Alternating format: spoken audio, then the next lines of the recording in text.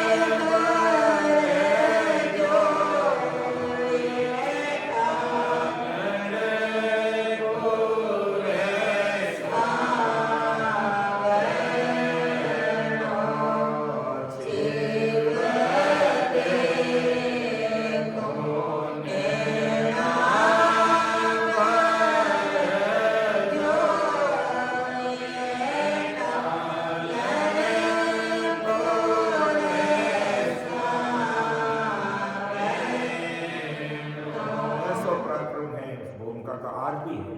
और साहिब जी महाराज ने लिखा कि टालीपुर की भूमिका का पराक्रम 5000 वर्ष तक रहेगा। 5000 वर्ष तक उस भूमिका का पराक्रम रहेगा बराबर। साहिब जी महाराज ने अपने परवाने में लिखा। तो इस प्रकार जो तपोभूमि है संतों की, उसको अपन भूल नहीं सकते।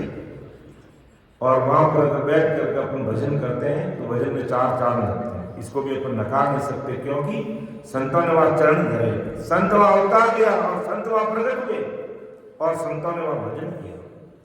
तो उस भूमिका का पराक्रम तो रहते ही है। लेकिन उस भूमिका में बैठकर, चाहे बोले तुम कहीं भी संत प्रकट हुए, उस भूमिका में बैठ करके अमर लोक जाने का मार्ग जो घट के अंदर है, उस पर अगर विचार नहीं किए और केवल बाहर से ही तपोभूमि को केवल नमस्कार करके तीसरी मान ली तो कार्य होगा नहीं। उस तपोभूमि का हमें लाभ लेना। उस तपोभूमि में बैठ करके जिस प्रकार संतों ने भजन करके उस देश की प्राप्ति की है, ऐसे महापुरुषों से प्रेरणा लेकर के हमें भी अमर लोक जाने का जो रास्ता इस घट में बह रहा है, जो चालू है, उसको हमें उस रास्ते को पकड़ना पड़ेगा। और वो रास्ता कब मिलेगा? अपना अंतःकरण, अपना निजमन हृदय से परम दयाल अनंत सुख सम्राट आदि सदगुरु सुखराम जी महाराज को मान करके, आदि सदगुरु सुखराम जी महाराज को क्यों मानना भी? क्योंकि ये कलयुग है और कलयुग की उम्र 4,32,000 वर्ष है और 4,32,000 वर्ष तक परम दयाल अनंत सुख सम्राट आदि सदगुरु सुखराम जी महाराज के नाम से ये सदा विद्यमान रहेगी। इसलिए अपन कहते हैं कलयुग वारो मौत को भरत खंड के मान, भजन करे सो जीवन वारे उपजे आए ज्ञान के वरदत आर हर दर्शन कर कर हंस मोक्ष थोड़ा लग जाए सुख राम चले से परगति सतयुग ते कामाय कर युग वारो मोक्ष को भरत खंड के माई। कलयुग में भरत खंड में मोक्ष जाने का उदाहरण मार्ग है, वारा समय और सता सत शब्द की आदि सदगुरु सुखराम जी महाराज की है। और भी संत दरियाव जी महाराज, कबीर साहिब, दारू जी, नानक जी हुए, वो सशरीर जब मौजूद थे, अनंत जीवों का उद्धार किया, अनंत जीवों को मोक्ष में भेजा।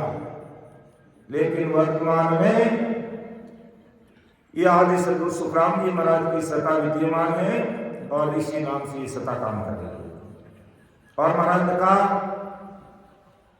सुखराम जी महाराज के नाम से क्यों चल रही है? सतगुरु साहिब उस पावरफुल परमात्मा ने जिस शरीर में अवतार लिया, उस शरीर का नाम सतगुरु साहिब सुखराम जी महाराज था। इसलिए सुखराम जी महाराज के नाम से चलेगी महाराज। और उस सतगुरु साहिब परमात्मा की सत्ता सतयुग में भी विद्यमान थी, त्रेता युग में भी विद्यमान थी, द्वापर में भी थी और आज कलयुग में है। लेकिन वहां सुखराम जी महाराज का नाम नहीं था। वहां और संतों का नाम था, जिनके संतों के घट में वो प्रकट हुए। क्योंकि ऐसे महापुरुष इस धराधरती पर आते हैं तो गर्भवास में नहीं आते हैं, वो किसी शरीर में प्रकट होते हैं और फिर वो सता काम करती है कि अनंत हंसों को तारने के लिए मैं इस धराधरती पे आया हूं और अब मेरा शरीर नहीं है तो मैं ज्ञान दरियो मर्तलोक में, कि मैं तो चलिए आदम को भाई ज्ञान दरियो मर्तलोक में, ये ज्ञान मर्तलोक में विद्यमान है। और आज उन महापुरुषों की कृपा से ये सदा काम कर रही है। जो भी महाराज को अपना निजमन दे करके, अंतःकरण दे करके, अन्य आन उपासनों से किनारा करके, और किनारा भी कैसे करता है? जैसे किसी व्यक्ति को उल्टी हो जाती है तो वापस उल्टी की तरफ किसी का ध्यान जाता है? नहीं जाता। इसी प्रकार सद्गुरु साहिब पावरफुल परमात्मा की सत्ता को हमें स्वीकार करना पड़ेगा, मानना पड़ेगा। इसी आधार पर सब कुछ किनारे करके, सब कुछ किनारा करके कि तारणहार है तो सद्गुरु जी महाराज ही है कि सतगुरु तारेगा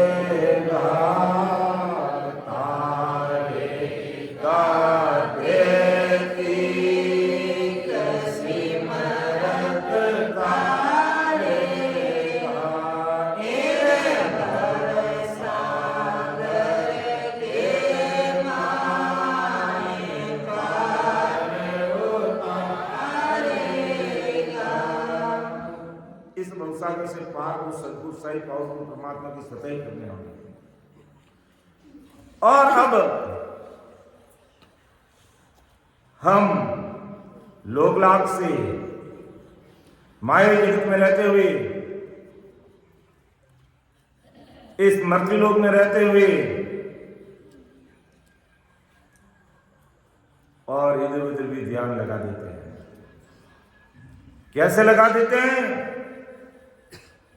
ये हमारी कुलदेवी है, ये हमारी कुलदेवी है, और ये हमारे कुल देवता है। हमें तो मानना ही पड़ेगा गए काम से। तो सतगुरु साहिब की सत्ता काम नहीं करेगी। अगर परमोक्ष में जाना है तो हमारे लिए सतगुरु साहिब पावरफुल परमात्मा की सत्ता ही है बस। और कोई 33 कोटि प्रकार के देवी देवता, ब्रह्मा विष्णु में 10 अवतार, इस मामले में हमारी कोई हेल्प नहीं कर सकता। इसलिए हमें सब भाई बहनों को, हम सब भाई बहनों को कह रहा हूं, मैं भी आप लोगों के साथ में यहाँ बैठ गए, इसका मतलब ये नहीं मैं कुछ आपसे आगे हूं, अपन सब बराबर है। तो हम सबको अन्य प्रकार की जो भक्तियां हैं उनको किनारा करना पड़ेगा। जैसे उल्टी हो जाती है ना, तो उसकी तरफ अपन देखते ही नहीं, रेत डालते हैं उसके ऊपर। ऐसा नहीं है कि हमने गाजर का हलवा खा लिया, मालू पे खा लिए, और कोई गुलाब जामुन खा लिए, और कुछ खा लिया, और अब वापस निकल गया तो थोड़ा बहुत लेकर के वापस डाल दें। ऐसा कभी विचार आता है? नहीं आता है।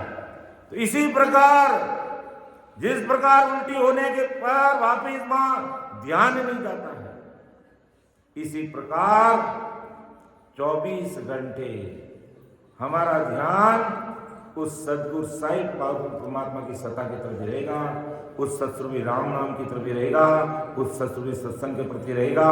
और ऐसे भौतारी संजन जिनकी आज सत्ता चल रही है, उनके प्रति हमारा दिल दिमाग लगा हुआ रहेगा, तो ये हमारा कार्य हो जाएगा।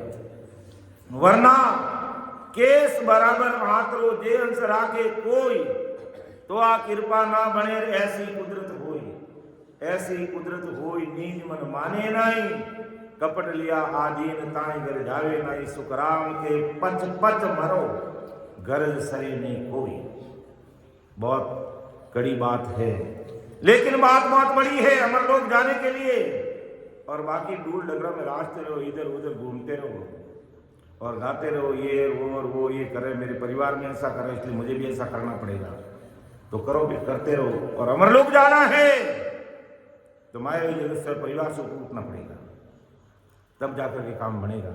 इसलिए मन को मजबूत बना करके और समय रहते हमारे गट में अमर लोग का मार्ग है उसको काट लो, उस मार्ग को पूरा कर लो, समय रहते कर लो, क्योंकि समय बीतने के बाद कुछ भी होने वाला नहीं है। समय बीतने के बाद कुछ भी होने वाला नहीं है। इसलिए ये मनुष्य तन, मानव तन रूपी हीरा बड़ा महंगा में मिला हुआ।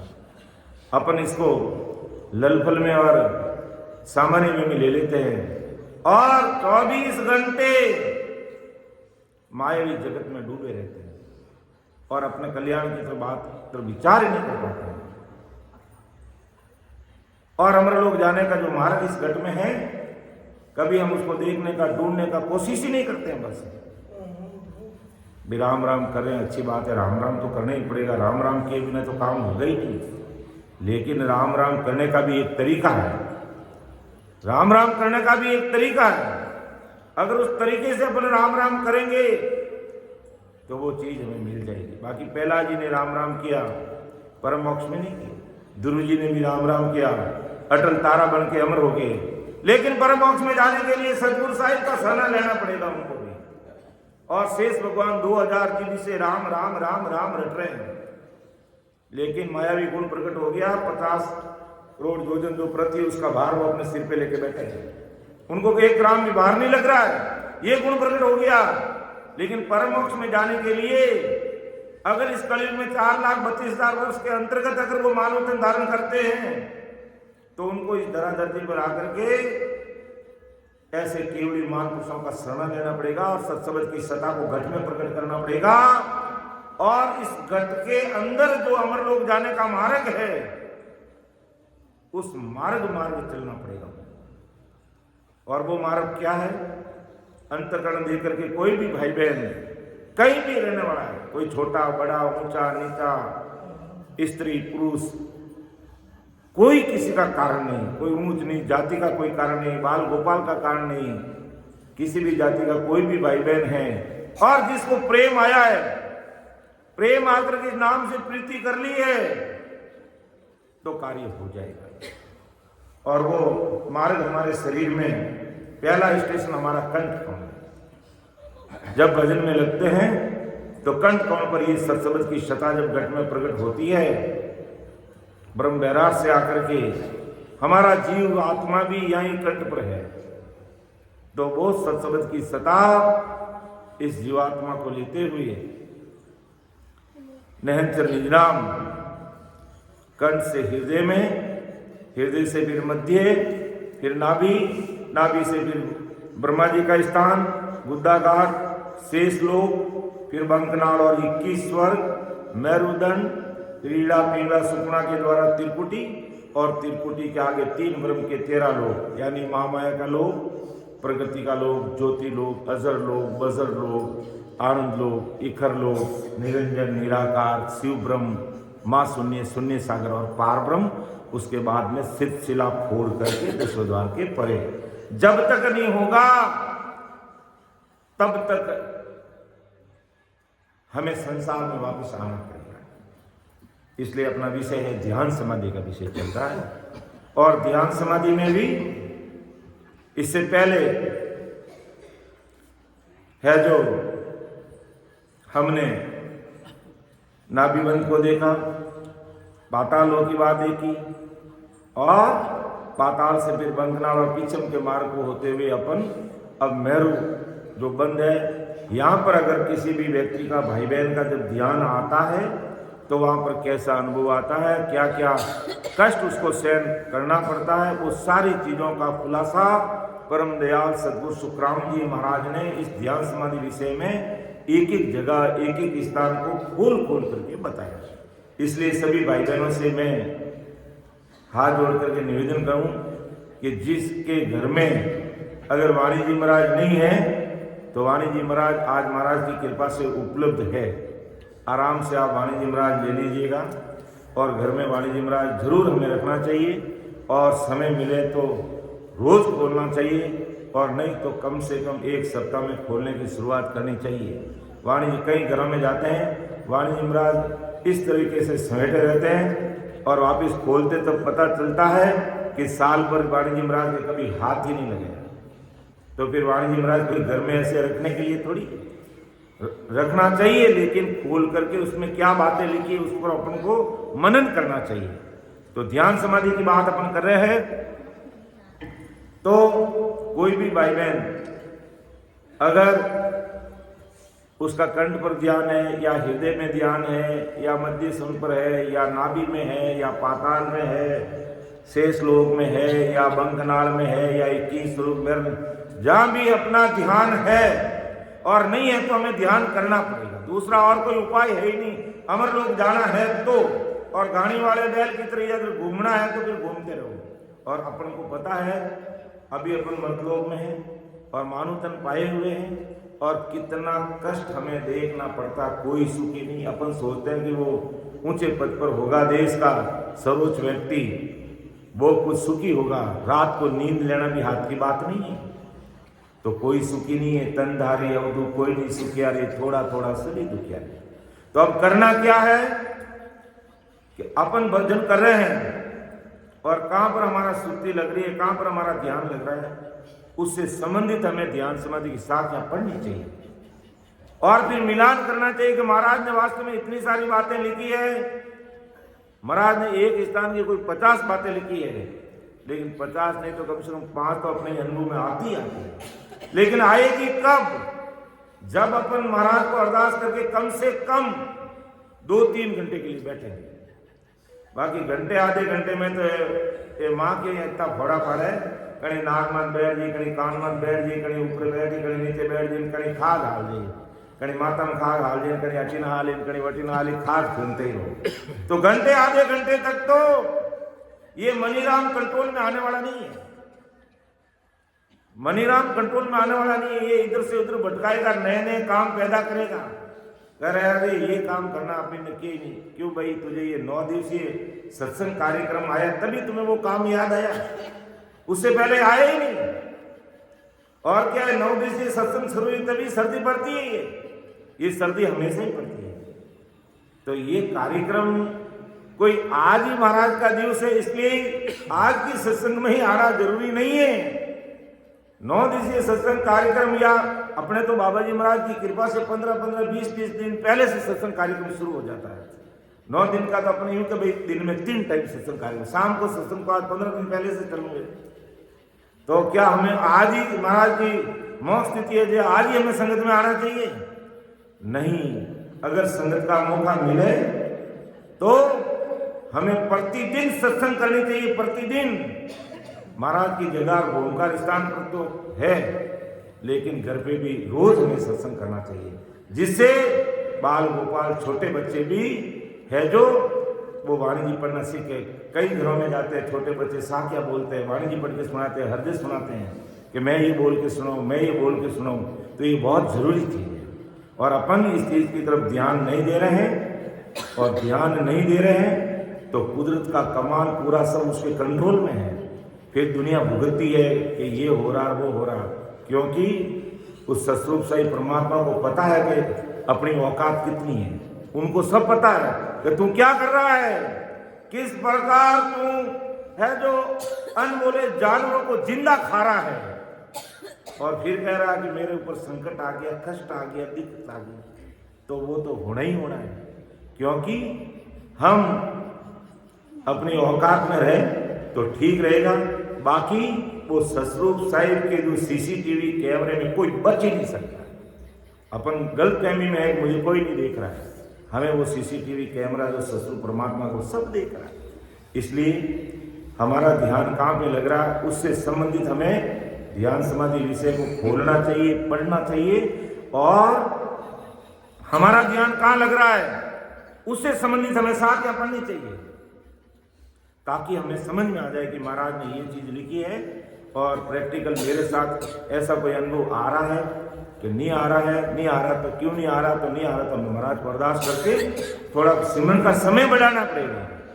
और सिमरन का 1 घंटा अगर अपन करते हैं तो 2 घंटा करो, 2 घंटा अगर अपन सिमरन करते हैं तो 3 घंटा करो, और नियमित रूप से करो। नियमित रूप से, इसमें गलती करो ही मत। संसार के कार्य में गलती हो जाए तो होने दो, चल जाए, हो जाएगा, उसका सुधार कोई और कर लेगा। लेकिन भक्ति में हमने गलती की है, कम सिमरन किया तो कोई सुधार करने वाला नहीं है, क्यों ये विषय ऐसा ही है, खुद को ही करना पड़ता है। जिस प्रकार भोजन अपन को जीवना पड़ता, भूख लगती है तो कोई पड़ोसी जीवने पर हमारी भूख नहीं मिलती है, इसी प्रकार भोजन हमें ही करना पड़ेगा। तो जिन भाई बहनों के पास में वाणी जी महाराज है, नियमित रूप से खोलना चाहिए। और 12 कवणों का विषय देखना है तो अलौकिक ग्रंथ देखिए। ध्यान समाधि में उन चीजों को विस्तृत देखनी है तो अपन ध्यान समाधि का विषय देखिए। और हमारा ध्यान कहाँ लग रहा है उसे संबंधित साखी पढ़िए, मिलान कीजिए और आगे बढ़िए और महाराज को अरदास कीजिए। क्योंकि महाराज ने जो चीजें लिखी है ये कभी झूठी नहीं हो सकती है। एक आम आदमी की बात झूठी हो सकती है, लेकिन महाराज के शब्द झूठे नहीं हो सकते, क्योंकि महाराज अमरदेश से आए, अमरदेश पधारे, उनको कोई 18 वर्ष बैठ के भजन करने की आवश्यकता नहीं थी, लेकिन अज्ञानी जगत को एक एग्जाम्पल प्रस्तुत करना था कि अज्ञानी जगत ऐसे विचार में रह जाएगी। इसलिए महाराज ने प्रैक्टिकल 18 वर्ष तक खुद करके दिखाया, अर्थात वो तारण और तीर्ण हुए। और कोई आज उनकी अणवे वाणी, भैरित वाणी हमें संदेश दे रही है, हमें उपदेश दे रही है कि गफलत में नहीं रहना है, समय बहुत कम है। ये कोई सज्जू का समय नहीं है जो हमारी उम्र लाख वर्ष है, या त्रेता युग नहीं है जो 10,000 वर्ष है, द्वापर नहीं है 1000 वर्ष है। ये कलयुग है, कलयुग 100 साल की उम्र है, ज्यादा नहीं है। और इसमें भी हमारे से अगर ऐसे कर्म हो जाते हैं तो हमारी उम्र और घट जाती है। और अपन देखते 60, 70, 80, 90 तो लास्ट होता है, बहुत कम 90 तक तो बहुत कम पहुँचते हैं, और उससे पहले ही गाड़ी टाटा ठिस हो जाती है। इसलिए विचार करना चाहिए। तो अभी हमारा विषय चल रहा है मेरुदंड पर, यानी हमारा ध्यान अगर इस मेरुदंड पे आता है पीछम के रास्ते से, जिसे अपन मेरुदंड कहते हैं, इंग्लिश में सर्वाइकल कहते हैं, यहाँ पर अगर हमारा ध्यान आता है तो क्या क्या कष्ट आते हैं, कैसे कैसे अनुभव होते हैं, किस प्रकार के देवी देवता है, धर्मराय की पुरी है, इंद्रपुरी है, ब्रह्मापुरी है, विष्णुपुरी है, शंकरपुरी है, और सत्य की पुरी है, या ऋषि जनों की पुरिया है। इनमें से निकलने पर कैसे कैसे अनुभव आते हैं, वो सारी चीज़ों का महाराज ने खुलासा किया है। तो साखी संख्या 148 से अपन इसको आगे देखते हैं कि किस प्रकार महाराज ने मेरु घाटी को पार किया, कैसे अनुभव रहे, वो सारी चीजें महाराज ने खोल के रखी अपने सामने। और हमें चेताया महाराज ने कि ये कष्ट, ये तकलीफ तुम्हारे सामने आ सकती है, लेकिन तुम सूरवीरता से आगे बढ़ना, रुकना मत। ये 33 कोटि प्रकार के देवी देवता पिछम के मार्ग में रहेंगे। ये धर्मराय रहेगा, धर्मराय की फौज है 14 करोड़ जमदूतों की, और वो सब तुम्हारे आड़ में आएंगे, तुम्हें रोकने का कोशिश करेंगे, तुम्हें भक्ति मार्ग से पीछे करने का प्रयास करेंगे, लेकिन तुम डरना मत, घबराना मत। सतगुरु साहिब को याद करते हुए, प्रेम प्रीति से भजन करते हुए आगे बढ़ जाना, पीछे मत देखना। क्योंकि सतगुरु साहिब को याद करेंगे, सत्सबद नहन निज नाम की सता साथ में रहेगी, तो ये धर्मराय सिर पांव गिरा देगा, अर्थात वो झुक जाएगा। 14 करोड़ जमदूत मार्ग से एक तरफ हो जाएंगे और कहेंगे आप मेरे सिर पे पांव देकर के आप आगे करो, और पाप पुण्य का खाता क्लोज, पूरा दफ्तरी फाड़ देंगे और हिसाब क्लियर कर देंगे। इसलिए परम दयाल सतगुरु सुखराम जी महाराज फरमा रहा है कि मेर लंगे 100 सूरवा धर्मराय को गाट, सुख रामदास इन प्राण को दुर्लभ पीछम बाट। देखो कितनी बड़ी बात है महाराज ने कि मेरे लंगे 100 सूरवा धर्मराय को गाट, सुख रामदास इन प्राण को दुर्लभ पीछम बाट। कि मेर लंगे 100 सूरवा, इस मेरुदंड को कोई सूरवीर है, वो सूरवीर इसको पार कर सकता है। कच्चा और पक्का उसकी परीक्षा यहीं पर होती है कि कितने ये भक्ति में अड़िग है, कितना सतगुरु साहिब की सत्ता पर इसको विश्वास है, और कितना ये सिमरन करता है, कितनी हिम्मत है, कितनी सूरवीरता है, वो सब यहां पर पता चलता है। क्योंकि ये मेरुदंड का घाटा बड़ा विकराल है, और ये धर्मराय जब पुण्य का हिसाब कराता है तब तो ये धर्मराय कहलाता है, और पाप भोगने के लिए नरक में भेज देता है तब ये यमराज कहलाता है। तो ये बड़ा जालिम है, क्रूर है, बड़ा भारी पराक्रम है इसके पास में भी। बिना नयनचर निज नाम की सता के आगे जाने ही देता है, यही अटका देता है, यही रोक देता है। इसलिए परम दयाल सतगुरु सुखराम जी महाराज हमारे के मेर लगे 100 सूरवा धर्मराय को घाट, सुख रामदास इन प्राण को दुर्लभ पीछम बाट। और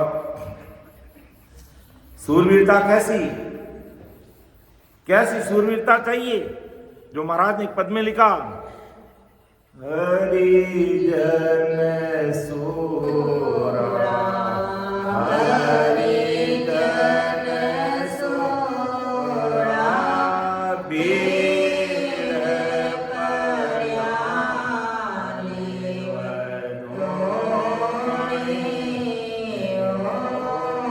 बीर पर्याली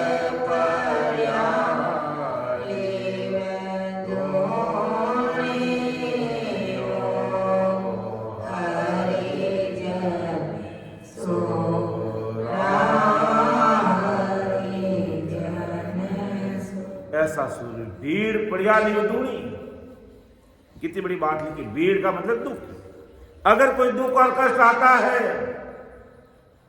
लिव दूनी लगा लेनी चाहिए। अर्थात अगर 1 घंटा भजन करता तो 2 घंटा करने शुरू कर देना चाहिए। यानी भक्ति राम जी का नाम को और बढ़ाना, वहां हिम्मत नहीं हारना। तब महाराज का मेरू घाट को पार करने वाला सूरवीर चाहिए। कैसा सूरवीर कि दुख पड़ते ही भजन को और बढ़ा देता, राम जी का नाम लेने में लग जाता है। और नहीं माता के हाथ धो के संसारिक रोने नहीं रोता कि मेरे में ये दुख पड़ गया, क्या करूं मैं। नहीं, जो मेरा प्रारब्ध है राम जी करेंगे वैसे करेंगे, मैं भजन करूं, बाकी काम राम जी करेंगे। मुझे पता नहीं जो मुक्ताबाई ने पूरा घर परिवार वाला रूट का नहीं क्यों कहा बे ठीक है, माता पिता और मौसर हो बैठ ने ध्यान लगा दिया कि राम जी धाके जचे क्यों कर दो, अबे मने कुछ भी कहा नहीं है।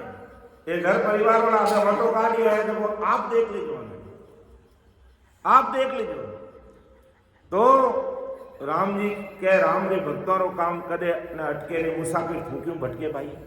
तो राम जी ने कैसी कृपा की कि जो घर परिवार वालों ने, जिन्होंने मुक्ताबाई के घर परिवार के लिए काम के अंदर घोड़ा अटकाया, तो उनके बाप दादा नाना मासा जो मर गए, उन सबको जीवता करके सुरुख से कनक कटोरा लेकर के चांदी का थाल और सोने का कटोरा लेकर के उनको कहा कि अब ये मर्तलोक में जो तुम्हारे परिवार है वो तो है जो रोड़ा अटका रहे, लेकिन तुम अब मरे हुए जिंदे होकर जाओ सब जाकर के वहां उस मौसम में तुम जाकर के जीम के आओ और इनके कार्य को सफल करो। तो अब राम जी के हुक्म को कौन रोक सकते हैं। तो कहते हैं मरे हुए जो बडेरे थे जीवित रह करके है जो चांदी का थाल और सोने का कटोरा लेकर के अपने विमान में देवता विमान में बिठा कर उनको ला रहे हैं और जीम के शंख धुन बजा करके वापस जा रहे हैं। और जैसे ही वो जीवना शुरू किए तो कहा ये तो मेरा काका, ये मेरा दादा, ये मेरा नाना, ये मेरा मौसा, अरे ये तो सब जिंदा होके आ गए। सब जीम चूट ने एकदम काम बढ़िया कर दियो। क्यों थे नहीं आया तो थारा बडेरा, कहवत में कहो नहीं कि थे नहीं आओ तो थारा बडेरा आई, एक कहवत में कहो नहीं कि तू नहीं आए तो थारो बाप आई। तो ये वटे वास्तव में मरियोड़ा बाप आएगा, बटे सगड़ा आएगा। और मुक्ताबाई रो काम 21 कर दियो और पाचा निकले आओ। जन वे है जो घर परिवार वाला है जो अबे वे देखे ऊंचा छट चढ़ने करे कि आ कहीं रखना नहीं, ये तो अपन सगला परिवार शरीर छोड़ूड़ा पाचा जिन्ना रेगा जीम ने जा रही अपना हिया कटे गांव गया है। बे जहान काम निवड़न बाद मायन के हो मुक्ताबाई जी आप कृपा करने मानिक प्रसाद जिमाए दो। क्यों भाई अबे तो सब जीम चूट ने निवड़गा भाई, क्यों माने तो कोई झूठनी जिमाए दो कि भाई झूठन जीमनी है जब पनातला पड़िया डिगलो लागड़ो उठे काटो होतो है जब उठे पनातला पड़िया है उन पनातला में ने जो कोई खेरो फाटो रहे तो चाट लो। और हकीकत में यही हुआ कि राम रे भक्तों काम कदे ने अटके रही, मुसाफिर छूटी भटके रही। इसलिए भूल करके भी राम जी के भक्तों का काम कभी जानबूझ के हमें नहीं अटकाना। कभी राम जी की भक्ति करने वाला राम जी अच्छे ही करेंगे, जो राम जी की मर्जी है वैसा अपन को कभी रोकने का प्रयास नहीं करना चाहिए। तो फिर वास्तव में फिर उन्होंने वो जो अपने हाथों से रांध रंधाई ने रोड़ मचाई, जो खुद के हाथों से बनाया भोजन नहीं किया और फिर बड़ेरों का वो झूठा आकर के खाना पड़ा उनको। तो कहने का मतलब ये है कि जब इस प्रकार कोई भी भाई बहन आज भी भक्ति में लग जाता है ना, तो राम जी उनकी लाज रखते हैं। इसलिए सूरवीरता चाहिए ऐसी, और ऐसी अगर सूरवीरता नहीं है भक्ति के अंदर तो हमारा ध्यान जब मेरुदंड पर आएगा तो 14 करोड़ जमदूतों की फौज हमारे पीछे लगी रहेगी, हमें सत्संग, सिमरण, सेवा और ज्ञान चर्चा से पीछे मोड़ देगी। लेकिन सूरवीरपणा कैसा कि साकड़ तोक जड़े गल फांसी फेर बाक्षी मारे वे, दुष्टि ताव बहुत विद देवे हर हर इदक पुकारे वे। अगर कोई साकड़ से बांध ने बाक्षी यानी उंडी बाक्षी में डाल देवे, दुष्टि ताव बहुत भी देवे तो हर हर इदक पुकारे, यानी जोर से राम जी की भक्ति में लग जाते हैं। और प्रत्यक्ष प्रमाण अपन देखते रामनवमियों का। जैन धर्म के थे लेकिन जैन धर्म को नहीं मानते, दरिया महाप्रभु के दिया हुआ शब्द भेद उसकी भक्ति करते थे, राम जी का नाम। जोधपुर दरबार ने कह दिया तो कि नहीं मानेंगे, राम राम ही करेंगे, चाहे जो करना तुम्हारा कर लीजिए। तब है जो जगत की और भगत की परीक्षा होती है, और नहीं गाय नारे गाँव लाग जाओ तो फिर काम बनने वाला नहीं है। ऐसी सूरवीरता चाहिए, और ऐसी सूरवीरता होती है तो समझ लो सदगुरु साईं उस पावरफुल परमात्मा की सत्ता पल पल में हमारी सुध लेती है, और हमारा कोई कार्य राम जी के पास कोई रोक नहीं सकता। तो इसी प्रकार परम दयाल सदगुरु सुखराम जी महाराज जी कह रहे हैं कि मेरू दंड तुम फेर दे, तीन में फेरन सार, हम देखा सुख राम जी अवगत घाट विचार।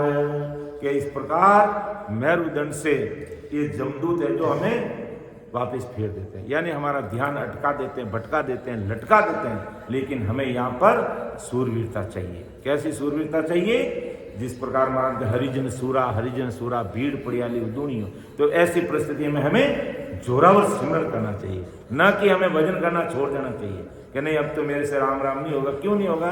क्योंकि जब मेरुदंड में हमारा ध्यान आएगा, पीठ फटने लग जाएगी, कंधे दुखने लग जाएंगे, गर्दन अकड़ जाएगी, जकड़ जाएगी, इधर से उधर नहीं कर पाएंगे, और फिर हमारा राम नाम में हमारा मन लगेगा ही नहीं। लेकिन महाराज कहते हैं जो इस समय हिम्मत नहीं हारना। फिर अगली साखी में महाराज और समझा रहे हैं कि लांगण को सांसो भयो घाटे थान कोई, एकण दिन सुख राम के हमने दियो रोई। देखो इतने बड़ी महान पुरुष जो अमर देश के वासी और अमरलोक में जाने वाले क्या बात कह रहे हैं कि लांगण को सांसो भयो घाटे ताहन कोई, एकण दिन सुख राम के हमने दियो रोई। परम दयाल सतगुरु सुखराम की बात है कि मेरू घाट को पार करने की चिंता ऐसी हो गई, मन में संशय हो गया कि पार होगा कि नहीं होगा। और एक दिन तो मुझे ही आंखों में आंसू आने लगे, वीरे व्याकुल हो गए, और राम जी को सतगुरु साहिब को करुणा करी। तब अपन कहते हैं सतगुरु सा कोई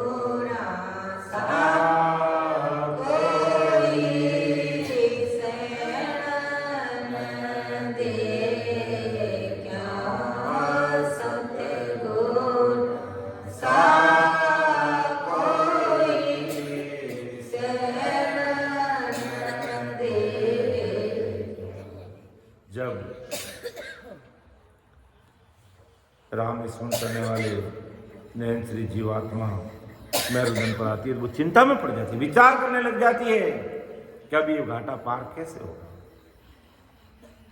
ये घाटा कैसे पार होगा। तो उस समय हमें सदगुरु साहिब महाराज को अरदास करना और जितने भी विनती के पद है ना, उन पद को हमें बोलना और वीर व्याकुलता के साथ राम जी को अरदास करना। तो ये जमदूत तो ढेर हो जाएंगे, ढेर हो जाएंगे, एक तरफ हो जाएंगे, सिर झुका लेंगे और अपने सिर पे पांव दिला देंगे। तो महाराज के अब क्या किया जाए, एक दिन है काटा तो बहुत है। हाँ, महाराज की कृपा से ही पार होता है। हमारे भी है, मैं आपने बताऊं कि सिलसिला तक तो मैं देखियो करियो काजियो, हमारी सुरता गई है, सुरता जा रही है और देख रही है अपन, आगे हमारी सुरता नहीं जा, आगे नहीं जा रही। तो उन वास्ते महाराज ने अरदास करने जोरा और भजन में लागड़ो ही रहना पड़ेगा। वही जाओ फिर जाओ दिया, बिल्कुल बात करूँ तो फिर बिल्कुल आएगी, फिर आएगी, लेकिन बराबर रात और दिन देखो। सिलसिला फोड़ना मतलब 10वां द्वार खोलना, यानी बजर पौड़ को खोलना। अब 10वां द्वार खुल गया, इसका मतलब क्या है? 10वां द्वार के परे तो आनंद पद है, परमात्मा का देश है। और 10वां द्वार कब खुलेगा? जब महाराज को अरदास करते रात और निस दिन राम नाम लिव लागी, रात और दिन लग जाएगी। और हमारे जो प्रारब्ध तो हम इस जन्म में भोग ही रहे हैं, प्रारब्ध तो अपने शरीर से भोग रहे हैं, और 10वें द्वार से परे होंगे तो क्रियमान कर्म भी लगेंगे नहीं। और उस हाँ बिल्कुल वो चल रही है, लेकिन सिलसिला क्यों नहीं फूट रही है, 10वां द्वार क्यों नहीं खुल रहा, वो बता रहा हूं मैं, वो कह रहा हूं। हाँ, उसका कारण क्या है कि संचित कर्मों का भारा बहुत बड़ा है, अपन को पता नहीं है संचित कर्म कितने हमारे किए हुए हैं, जिसका कोई वार पार नहीं है। तो रात और दिन, जहां भी महाराज ने रात और निस दिन राम नाम लिव लागी बंक नाड़ रस पीना हो, तो रात और दिन अपन महाराज की भक्ति में लगे रहेंगे, तब हमारे धीरे धीरे ये सारे कर्म कटेंगे। क्योंकि 10वां दरवाजा खुल गया, इसका मतलब अमरलोक में है, और अमरलोक में जाएंगे तो एक ही कर्म साथ में चल नहीं सकता। इसलिए संचित कर्मों जब तक पूरे नहीं करते हैं तब तक 10वां दरवाजा खुलता नहीं। इसलिए सबका ध्यान लगता है, पहुंच रहे हैं कि भाई हृदय में भी अनुभव आ गया, नाभि में भी आ गया, पाताल लोक शेष लोक में आ गया, 21 स्वरूप भी पार कर ली, मेरुदंड भी पार कर लिया, त्रिकुटी भी पहुंच गए, और 3 ब्रह्म के 13 लोगों को भी पार कर लिए, पार ब्रह्म सतलोक में भी पहुंच गए। लेकिन यहाँ आकर के सिलसिला अगर नहीं खुल रही है तो महाराज की कृपा से रात और दिन अपन भजन करेंगे, तो करते करते करते करते करते करते वो संचित कर्म हमारे सीन होते जाएंगे, यानी वो कर जाएंगे, और कर जाएंगे तो फिर 1 सेकंड लगेगा, ज़्यादा समय लगेगा नहीं। इसलिए जोरावर भजन, इसलिए महाराज रात और दिन भजन की बात करके निस दिन राम नाम के दिन ध्यान लग्यो सुनवाई,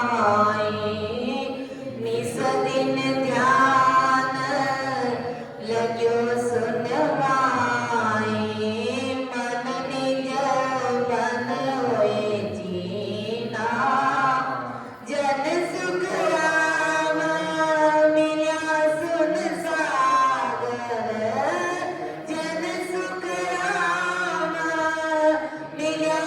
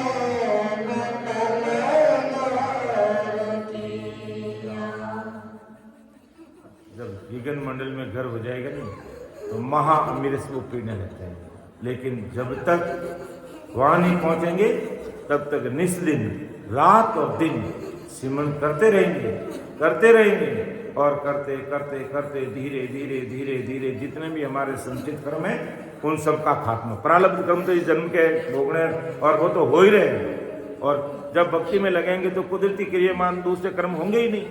तो संचित कर्मों का जो धारा है वो आड़ में आ रहा है, और उनको काटने के लिए रात और दिन लगेंगे तो वो भी कट जाएंगे, और महाराज की कृपा होते ही फिर उस पार हो शुरू जारी है पण वो जारी है। हाँ। बच्चों को दिखे नहीं देखिए गोनीर आगे नहीं बढ़ रही है, वो तो धीरे राम की कृपा करी। वो कह रहे भाई लागू नहीं रहना पड़ी, इन वास्ते तो अपन रात और दिन लगे। जब आज तक अपन जितने भी मान पुरुष इस धरा धरती पे अपन संतदास जी महाराज से लेकर संतदास जी महाराज से लेकर के आज अपन बाबा जी महाराज तक भी ले, तो रात और दिन उन्होंने भजन किया, रात और दिन लगे रहे। कोई भी प्रेमदास जी महाराज देख लो, दरियाव दाता देख लो, किशनदास जी महाराज देख लो, सावनदास देख लो, हरिदास जी देख लो, ब्रह्मदास जी महाराज देख लो, और आदि सदगुरु सुखराम जी महाराज उस देश से आने वाले 18 वर्ष तक एक जगह बैठ करके भजन किया। तो इसलिए अपन कहते हैं भाई कि अपन को ललफल में नहीं रहना, बहुत सोच समझ कर जब भी अपन भजन में बैठते हैं सूरत और निरुत को संभाल करके मन को ठिकाने रखते हुए, और घंटे आधे घंटे तक तो ये मन काम में, धंधे में, बाजार में बाहर ही घूमता रहेगा। हाँ, ये बाहर ही रहेगा, लेकिन आखिर ये थक जाएगा और हमारा ध्यान अंदर लग जाएगा। इसलिए कम से कम अपन कहते हैं देखिए एक ही आसन पर 2-3 घंटे बैठने का हमें प्रयास करना चाहिए। तब जाकर के महाराज ने जो अमरलोक जाने का अंदर का जो मार्ग बताया है वो मार्ग हमारा कट जाएगा। धीरे धीरे धीरे धीरे अपन आगे बढ़ जाएंगे। तो महाराज कह रहे कि लांगण को सांसो भयो घाटे थाने कोई, एक दिन सुख राम के हमने दियो रोई। के लांगन को सांसो, महाराज जो मने भी सांसो हो कि इन घाटा ने पार होई कि नहीं होई, ये घाटा भी पार होगा कि नहीं होगा। क्योंकि हालांकि जमदूत नहंत्री संतों को देखते ही वो सिंहासन छोड़ देता है और एक तरफ हो जाता है। तो उनको पता है मैं दूसरों को अटका सकता हूं यहां पर, लेकिन इनके पास में जो नहंत्र निन्नामूर्ति जो खांडा है इसके आगे मेरी दाढ़ गलने वाली नहीं है। अर्थात ये नहंत्र निन्नाम की सत्ता जिसके घट में प्रकट हो गई है, उनको ना तो सर्दी लगती है और ना तो विघ्न सताते हैं, और वो पूरा का पूरा सत्संग का लाभ लेते हैं। यही तो विघ्न है, यही तो 14 करोड़ जमदूत है, कोई और थोड़ी जमदूत है। कि भी या तो शरीर में कोई कष्ट आएगा, यानी पीठ में दर्द होने लगी है, कंधे फटने लगी है, गर्दन अकड़ीच गई, या कोई काम हो गया, सत्संग सिमरन की बात करते ही कोई नया काम पैदा हो गया, इसका मतलब हम सत्संग से दूर जा रहे हैं। हाँ, वो बंद पहले बहुत पहले लागू, हाँ उनके बाद में तो आप आगे बढ़ गया। जोरदार भजन कर लो। हाँ मजा आ गई बिल्कुल। तो अब आगे भी महाराज ने अरदास कर और सूरवीरता रसाते अपन को समय अपने लिए निकालना पड़ेगा। अपन घर गृहस्थी भाई बहन है, घर गृहस्थी के लिए अपन को समय निकालना पड़ता है, घर का काम भी करना पड़ता है, सब समाज देश सब करना है, लेकिन इसके साथ में हमें कम से कम 3 घंटा महाराज को अरदास करते हुए जैसे कैसे मैनेज करो, कोशिश करो कि सवेरे हम 3 बजे उठ जाएं। आज परमात्मा हमारे बीच में जवीलाल जी भाई साहब बैठे हैं। आज 5 साल होगी, 2020 से लेकर के ये 24 और 25 चल रहा है, मार्च आएगा 5 साल हो जाएंगे। सवेरे 2:30-3 बजे उठ जाते, चाहे भले 2-1 बजे सोएंगे तो 2:30 बजे उठ जाएंगे, और ऑनलाइन भी बैठ करके आज सैकड़ों भाई बहन सत्संग सिमरन सेवा का लाभ ले रहे, उठ करके सभी राम राम करते हैं। ऑनलाइन जुड़ने से ही एक भाई साहब उठ गए, वो भाई साहब उठ गए, वो भाई साहब उठ गए, दिल्ली से राम राम कर रहे हैं, कलकत्ता से राम, बॉम्बे से राम, हैदराबाद से कर रहे हैं, बेंगलुरु कर रहे हैं। तो हमारा भी मन लग जाता है उसमें बैठ करके भजन में लगे रहें। तो रात और दिन हमेशा नियमित रूप से कम से कम वो समय ऐसा 3 से 6 बजे का समय है। मान लो 6-7 बजे के बाद में तो अपने घर का काम काज भी करना पड़ता है। ये सुमेरपुर आवे बिल्कुल न पड़े सुमेरपुर हाँ, सुमेरपुर डोला उतने है काफ़ी वहाँ राम सुने भाई मैंने हमारे चेतना बाई जी है उतने, और जसोदा बाई जी है, रतन कौर बाई जी है, हनुमान जी दाता है, उतने खूब सारा राम सुने जो वे रात और दिन भक्ति में लागू रहे और गुरु कार्य में लागू रहे, और राम जी खुद भी भजन करे और अनंत जीवन ने भी चेता। तो महाराज की कृपा आज पूरी दुनिया में चल रही है। आइए महाराज की सत्संग की जो सत्ता है ये पूरी दुनिया में आज चल रही है, और हजारों लोग, लाखों लोग आज महाराज के गुरु ज्ञान से जुड़े हुए और रात और दिन सिमरन में लगे हुए और भेद विधि से भजन कर रहे हैं। भेद विधि से भजन करते हुए सब महाराज के ज्ञान के साथ मिलान करते हुए अपना अनुभव की बात बता रहे हैं और रात और दिन भजन में लगे। तो महाराज की आज कृपा अपन सब भाई बहनों पर बरस रही है। तो इस प्रकार महाराज समझा रहे कि पीछम का जो घाट है, यहाँ तुम डरना मत, यहाँ हिम्मत मत हारना। मेरे भी मन में एक बार भय सांसा आ गया क्या होगा, लेकिन सत्संग की सत्ता हमारे साथ में रहती है और अपन बराबर सिमरन में लगे रहते हैं, तो ये घाटा भी पार हो जाता है। ये घाटा भी पार हो जाता है, तो ये घाटा कोई पार नहीं होगा, ये पार होगा। तो आदि सदगुरु सुखराम जी महाराज ने तो हमारे सामने खुलासा करके लिख दिया, खुलासा कर दिया कि ये कष्ट, ये तकलीफ आ सकती है, लेकिन तुम डरना मत। आगे महाराज और तुम्हारे जब महाराज का जब ऐसी स्थिति बनी तो इस घाटे को कैसे पार किया जाएगा, तब महाराज ने आगे क्या लिखा कि तीर बंधाई ज्ञान ने जंजालम के गाँव, उतरे यूं सुख राम जी ले सायब को नाम। के धीर बंधाई ज्ञान ने जंजालम के गाँव, उतरे यूं सुख राम जी ले सायब को नाम। कि ज्ञान से धीर बन गई, धीर से ज्ञान। जैसे आज अपन महाराज का ज्ञान सुन रहे हैं, ध्यान समाधि विषय पढ़ रहे हैं, तो आज महाराज का ज्ञान सुनकर के हमें समझ में आ रहा है कि भाई मेरुदंड के घाटे को पार करेंगे तो ये परिस्थितियां उत्पन्न होगी, ये कष्ट आएंगे, ये दुख तकलीफ आएगी, ये घाटा किस प्रकार पार किया जाता है। तो उस समय हमें महाराज की गुरु वाणी को पढ़ना, समझना, और जैसे अपन मेरुदंड पे हमारा ध्यान है तो उसे संबंधित उन साखियों को हमें पढ़ना चाहिए और विचार करना चाहिए। तो ज्ञान से हमें समझ आएगी, हमें धैर्य आएगा, विश्वास आएगा कि भाई हमें किस प्रकार भजन करना है, कैसी सूरवीरता रखनी है और पीछे कदम नहीं रखना है। तो यूं उतरे यूं सुखराम जी ले साहिब को नाम, कि उस सतरूप साहिब परमात्मा का नाव लेते हुए, उस नाव को रटते हुए और महाराज के ज्ञान को सुनकर समझकर हमें इस घाटे से पार उतरे। तो धीर बंधाई ज्ञान ने जमजालम के गाँव, उतरे यूं सुख राम जी ले सायब को नाम। तो परमात्मा का नाम लेकर के पार, यहाँ पर आगते हुए अपने परमात्मा के नाम को लेना छोड़ना नहीं। ये जमदूत ऐसी स्थितियां पैदा कर देंगे कि हमारा भजन हो गई नहीं। अब जब जोरदार पीठ में दर्द होने लग जाए, शरीर में अगर बुखार आ जाए तो भी राम नाम लेना तो बड़ा ही मुश्किल हो जाता है। लेकिन ऐसी परिस्थिति में भी राम नाम को नहीं छोड़ना है। और जैसे हम इस घाटे को पार करेंगे, ये पीठ में दर्द होना, गर्दन का जकड़ना, कंधों में दर्द होना, ये सब अपना आप खत्म हो जाएंगे। बाकी भले आप कितने इंजेक्शन लगाओ और कितनी दवाई लो, कितना ही ट्रीटमेंट कराओ, कुछ भी होने वाला नहीं है। लेकिन भजन करेंगे और यहाँ से ध्यान मेरुदंड से ईड़ा पिंगला और सुखना के द्वारा हमारा ध्यान जब त्रिकुटी में आ जाएगा तो अपना आप एकदम शरीर हल्का पड़ जाएगा, एकदम शांति हो जाएगी। यहाँ की शांति हो जाएगी, लेकिन आगे त्रिकुटी में आएंगे तो यहाँ की स्थिति अलग हो जाएगी। यहाँ दर्द अलग होने लग जाएगा, कनपटियाँ फटने लग जाएगी, आंखें लाल हो जाएगी, कोई लम्बा तो फाड़ जाएगी, ये ऐसी स्थिति हो जाएगी। लेकिन यहाँ पर भी हमें हिम्मत रखना, क्योंकि ये एक एक जगह, एक एक स्थान पर क्या क्या अनुभव और क्या क्या स्थिति बनेगी महाराज ने अपने अणबे वाणी के द्वारा हम सबके सामने खोल के रख दिया कि अब तुम डरना मत, जो कष्ट आए वो मैंने सहन कर लिए, देख लिए, लेकिन तुम्हारे सामने आएंगे, तुम भजन करते रहना, डरना मत। और नहीं तो अपन क्या करते हैं कि भाई सब तो कनपटियां फट रही है, सिर दर्द कर रहा, भाई मेरे से तो अब राम राम नहीं होगा, मैं तो अब आराम करूंगा, सो जाऊंगा जाकर के। लेकिन सोना नहीं है, भजन करना, ताकि ये स्थान भी पार हो जाएगा।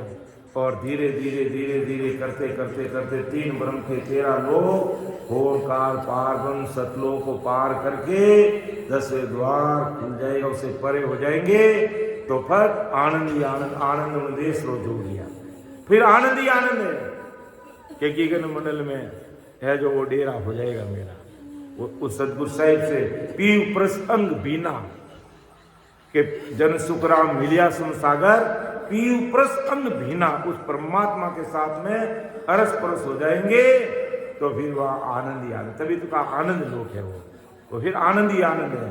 तो इतना महाराज के सूरवीरता के साथ में इस प्रकार जरूर भजन करेंगे तो एक एक स्टेप बाय स्टेप अपना आप ये सत्सबद्ध नहनचर आगे जाएगा, सुरता उसके साथ चलेगी और हमारा प्राण हंस उसके साथ चलता रहेगा।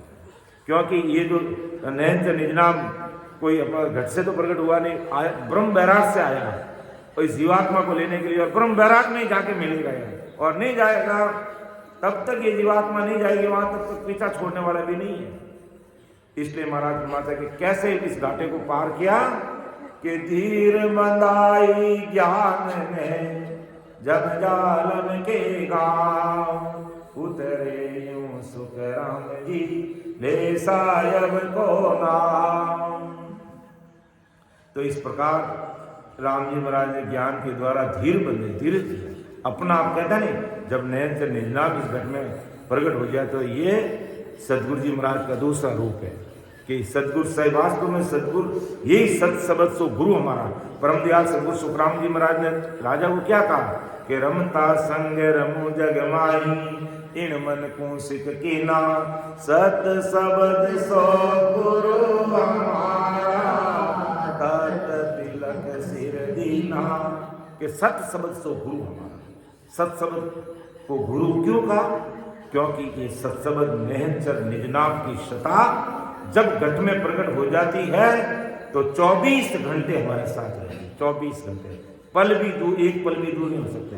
लेकिन शरीरधारी सदगुरु तो हम जब मिलते हैं हमारे साथ में रहते हैं, नहीं तो वो तो अपने घर काम गुरु कार्य में कहीं लगे रहते हैं।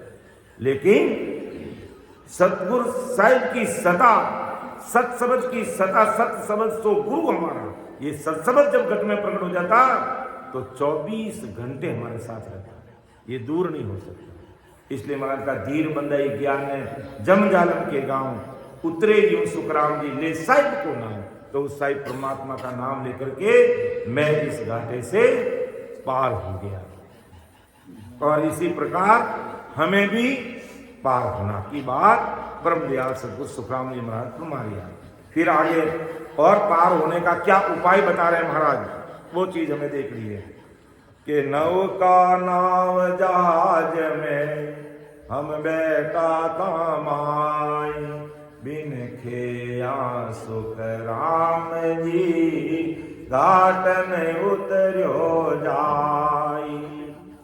क्या मेरुदंड के घाटे को अगर महाराज माते अगर पार करना है तो वो कैसे होगा? नौका नाव जहाज में हम बैठा तामाई, बिन खेया सुख राम जी घाट में उतरो जाई। अर्थात परम दयाल अनंत सुख सम्राट आदि सदगुरु सुखराम जी महाराज माते कि हम नाम के जहाज में जाकर के बैठे, नाम के जहाज में जाकर के बैठे तो बिना चलाए घाट के पार नहीं जाया जा सकता। अगर भी हम नाव में बैठ गए, अगर हम नाव जहाज में, एक नौका है जहाज में बैठ गए और वो जहाज नहीं चलेगी तो पार कैसे होगा? तो महाराज यह कौन से नाम की बात करें कि सदगुरु का बताया हुआ राम नाम नौका जहाज, अर्थात जैसे पानी का जहाज है या स्टीमर है, उन्हें समझो आपके इस जहाज को, इस स्टीमर के इंजन को चलाना होता है तभी वो घाट पार होता है। कोई जहाज है तो उसको स्टीमर से चलेगा, या छोटी नाव है तो हाथ से उसको चलाना पड़ेगा। तो इसी प्रकार महाराज कहते हैं अगर अपन को इस घाटे को पार करना है तो नाव रूपी जहाज में बैठना पड़ेगा। अर्थात 2 घंटे 4 घंटे बैठ करके भेद विधि से आती जाती सांस में हमें सिमरन करना पड़ेगा, तब जाकर के इस घाटे को पार करना। हमें बैठना है जहाज में, लेकिन नाव रूपी जहाज में बैठना है। राम जी के नाव रूपी जहाज में बैठना पड़ेगा। इस संसार की जहाज में बैठेंगे तो उसको पार करने के लिए इंजन लगाना पड़ेंगे, स्टीमर लगाना पड़ेगा, उसको चलाना पड़ेगा, या कोई नाव को चलाने वाला खेवटिया होगा तभी वो नाव चलेगी। तो इसी प्रकार महाराज कहते हैं इस घाटे से अगर अपन को पार होना है तो नौका नाव जहाज में हम बैठा तामा, एक नाम रूपी जहाज में बैठा, नाम रूपी जहाज में बैठना, अर्थात राम जी के नाम का धारोधार स्मरण करना। और मन नहीं लगता तो भी करना है। जो अभी भाई साहब ने उदाहरण दिया था ना कि हमारा नींद नहीं आती तो भी अपन सोते रहते हैं, उठ के थोड़ी तले थोड़ी जाते हैं, भोजन की भूख इच्छा नहीं होती तो भी खाने का समय होता अपन कर लेते हैं, भी कर लो फिर क्या करें, तो भी अपन भोजन भी कर लेते हैं। नींद नहीं आती तो भी बस बिस्तर पे सोए हुए रहते हैं, मन नहीं लगता तो भी कोई न कोई काम करते रहते, बैठे नहीं रहते। तो इसी प्रकार परमदयाल सदगुरु सुखराम जी महाराज आज हम सब भाई बहनों को क्या कह रहे हैं कि नाव रूपी जहाज में बैठना। अब अपना मन लगे नहीं लगे तो भी बैठना, अपना मन लगेगा। महाराज कृपा करेंगे, क्यों, उनका बिरद ऐसा ही है, वो अपने बिरद की लाज रखते हैं, हमेशा वो अपनी बिरद की लाज रखते हैं। लेकिन अपन को तो विनम्र प्रार्थना करनी कि टाबर सदा को टाबर कहिए, बाप बिरच नहीं जावे, कै सुखराम सुनो मेरा ठाकुर, ये तेरा बिरद कहा कि ये आपका ऐसा बिरद है। तो आप है जो अपने बिरद की लाज रखना, हमारे करनी कहानी मत देखना। और अगर किसी भाई बहन का ध्यान आज भी अगर यहाँ पर है, कई भाई बहन कहते हैं कि अभी हमारा अभी कंधे में बहुत दर्द हो रहा है, पीठ फट रही है, तो भजन करते समय कब फटती है, कब दुखता है, कि जब भजन करने के लिए बैठते तभी दुखता है, भजन नहीं करते नहीं दुखता है। तो फिर क्या करते हो कि भाई हम तो जब दुखता है तो भजन करना बंद कर देते हैं। तो फिर बंद करोगे तो कैसे काम चलेगा, फिर ये बंद खुलेगा कैसे। इसलिए दर्द करेगा, करने दो, थोड़ी हिम्मत रखो, नाम रूपी जहाज में बैठे रहो, नाम रूपी जहाज में बैठे रहोगे तो हमारा कार्य जरूर होगा, उसे कोई रोक नहीं सकेगा। आओ सुधांशु जी संता हो, आगे वटना हो, आओ राम राम सराम आज मारो सुधांशु जी मोड़ा गणाया कई मार गया बैठो। तो कहने का मतलब राम नाम रूपी जहाज। जब अपन इतने सारे भाई बहन इस राम सभा में बैठे हैं तो ये राम, ये क्या है, ये राम सभा के जीवातान जहाज है। क्यों जीवातान जहाज बन गई कि इतने सारे भाई बहन बैठ करके सब राम नाम रूपी जहाज में बैठे हैं, राम नाम सभा। तो इतने सारे भाई बहन बैठ करके अपन राम नाम रूपी जहाज में बैठे हैं। और कहता नहीं आतो राम नाम रे जाजे पाने तारेला, आतो राम नाम रे जाजे पाने तारेला, आतो गुरु वचना रे जाजे पाने तारेला, सारा सजना मिलकर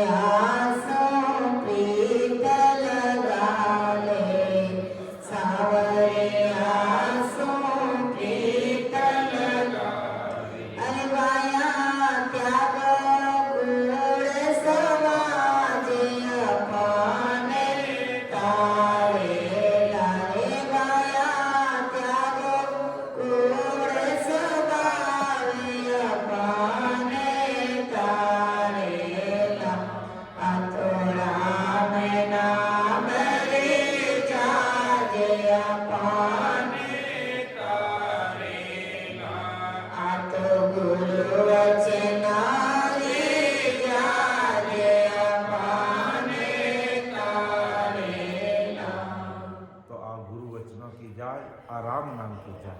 अब राम नाम की जान कैसे बन गई राम सभा कि जितने भी इतने सारे सभी भाई बहन बैठ करके 2 घंटे 3 घंटे के लिए अपन जब सिमरन में बैठते हैं तो महाराज की भारी कृपा होती है।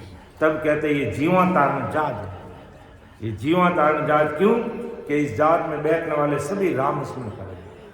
2 घंटे 3 घंटे 4 घंटे के लिए सभी राम नाम की सिमरन में लगे हुए।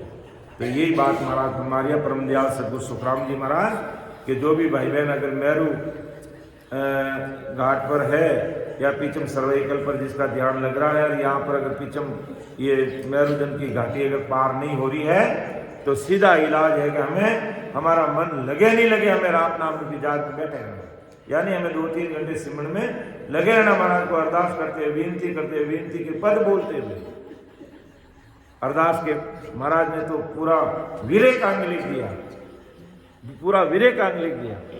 और हरिया हुआ जीवन पार जब महाराज 18 वर्ष तक वहाँ भजन किया और वीरे व्याकुल जब होते और आंखों में आंसू आते तो पानी की नदियां बहने लग जाती और पूरा का पूरा पहाड़ हरा भरा हो गया आंखों के आंसू से। तो नौका नाव जहाज में हम बेटा तमाई बिन के सुख राम जी घाटन उतरो जाई। बिन के मतलब बिना भजन किया पार होने वाले। इसलिए महाराज हमें चेता रहे कि ऐसे ऐसी अनुभव ऐसी स्थितियाँ यहाँ पर बनेगी, लेकिन आप जोरावर भजन करना। फिर आगे महाराज इसी साखी को और खोल करके बताते हैं अगली साखी में कि खेवी नाव जहाज को ध्वजा बांध निशान पवन संग सुख राम जी निस दिन चाली जान। कि खेवी नाम जहाज परम दयाल सदगुरु सुखराम जी महाराज फरमा दिया कि नाम जहाज पर पाल और दिशा चिन्ह बांधा। पाल और दिशा चिन्ह यानी संसारिक जो नाव होती है और उसको तेजी से चलाने के लिए क्या करता है नाविक, उसको पाल बांधता है और उसी हिसाब से उसके ऊपर कपड़ा लगाता है ताकि जल्दी से जल्दी हवा की गति के अनुसार वो जहाज आगे बढ़ जाए। तो इसी प्रकार महाराज के मैंने खेवी नाव जहाज, नाव रूपी जहाज को खेवा यानी जोरावर सिमरन किया, ध्वजा बांध निशान। वो उद्देश्य मन में लेकर के कौन सी ध्वजा बांधी, कौन सा ध्यान लगाया, कौन सा निशान कि मुझे अमर लोक में जाना है। कि मेरे राम से मिलना दूधी सब काल की कल्पना। मेरे राम से मिलना दूधी सब काल की कल्पना। जीव विसराम जग जानो कहे कबीर वाणी। जीव विसराम जग जानो कहे कबीर वाणी। अवसर तेरा पल पल में जाने सुताने नींद क्यों आवे। अवसर तेरा पल पल में जाने सुताने नींद क्यों आवे। सिराने जमे करा तेरी भजन बिना कौन गति तेरी। सिराने जमे करा तेरी भजन बिना कौन गति तेरी। अवसर तेरा पल पल में जाने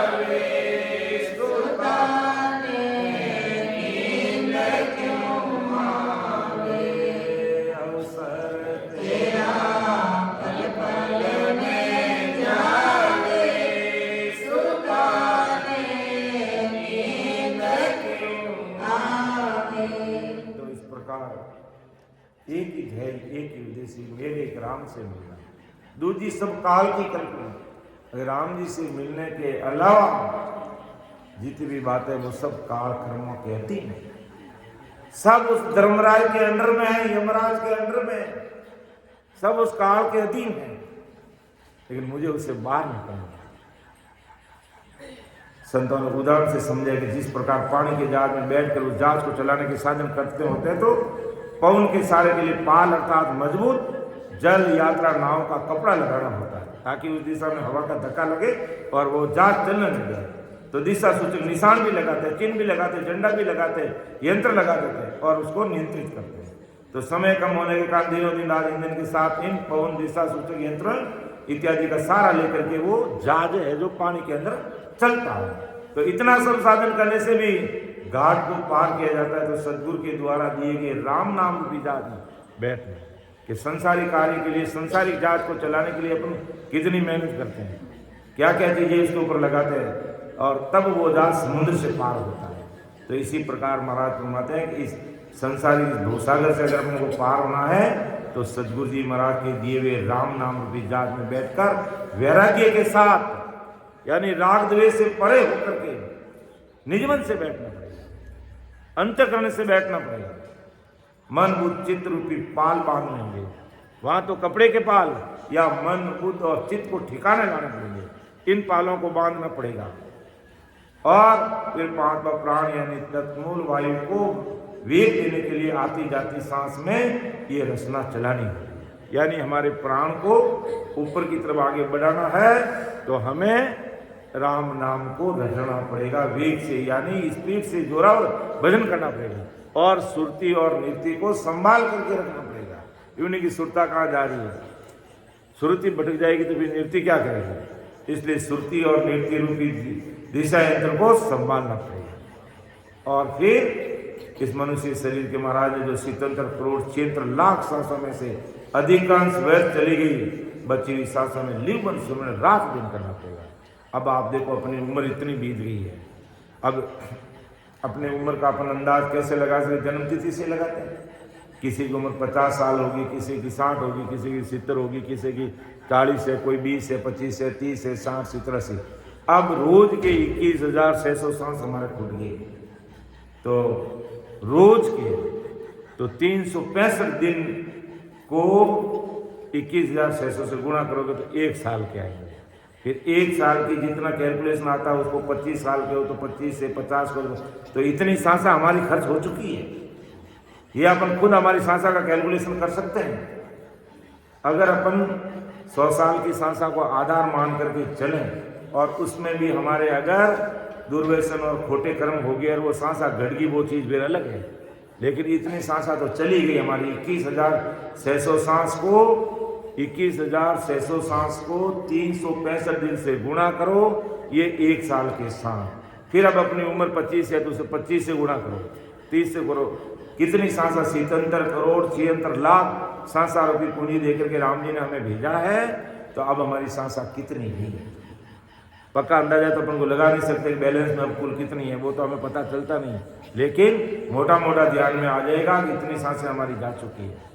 और इसमें भी अगर हमने कोई कर्म बंधन किए, कोई गलत कार्य किए, कोई दुर्व्यसन किए, किसी को दुख तकलीफ दी या किसी का हमने अन्याय किया, तो उसमें वो सांसें हमारी और कर्म बंधन से, वो पाप करने से सांसें घट जाती है और कहते पुण्य करने से बढ़ जाती है।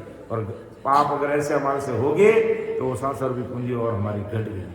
तो सारांश में लिवन मतलब सार क्या है साकी का कि राम राम का सुमन वैराग्य के साथ मन बुद्ध चित्त सुरती और नृत्य को स्थिर करके इस यमपुरी को अपन पार कर सकते हैं। सूरत मन बुद्ध और चित्त ठिकाने लगा करके रात और दिन भजन में लगेंगे तो हम इस यमराजपुरी को यमपुरी को पार करेंगे, उसे हमें कोई नहीं रोक सकता।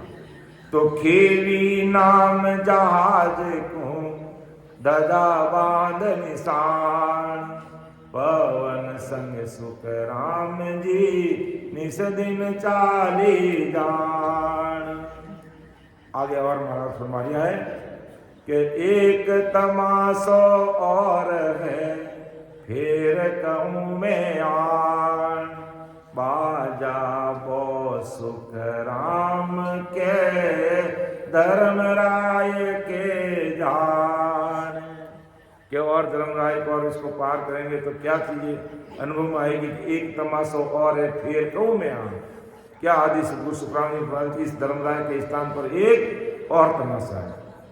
उस तमाशा को भी मैं तुम्हारे सामने खोल के रखता हूँ, वर्णन करता हूँ कि धर्मराज के लोक में अनेक बाजे अर्थात अनेक वाद्य यंत्र बनते हैं, गण गंधर्व कई गीत संगीत गाते हैं, कई है जो अप्सराएं आती है, कई प्रकार के नाटक गाजे बाजे होते हैं कि किसी न किसी प्रकार से ये भजन करने वाली नैन जीवात्मा इन तमाशों में मोहित हो जाए, बस यही रुक जाए, हमारे लोक में रहे।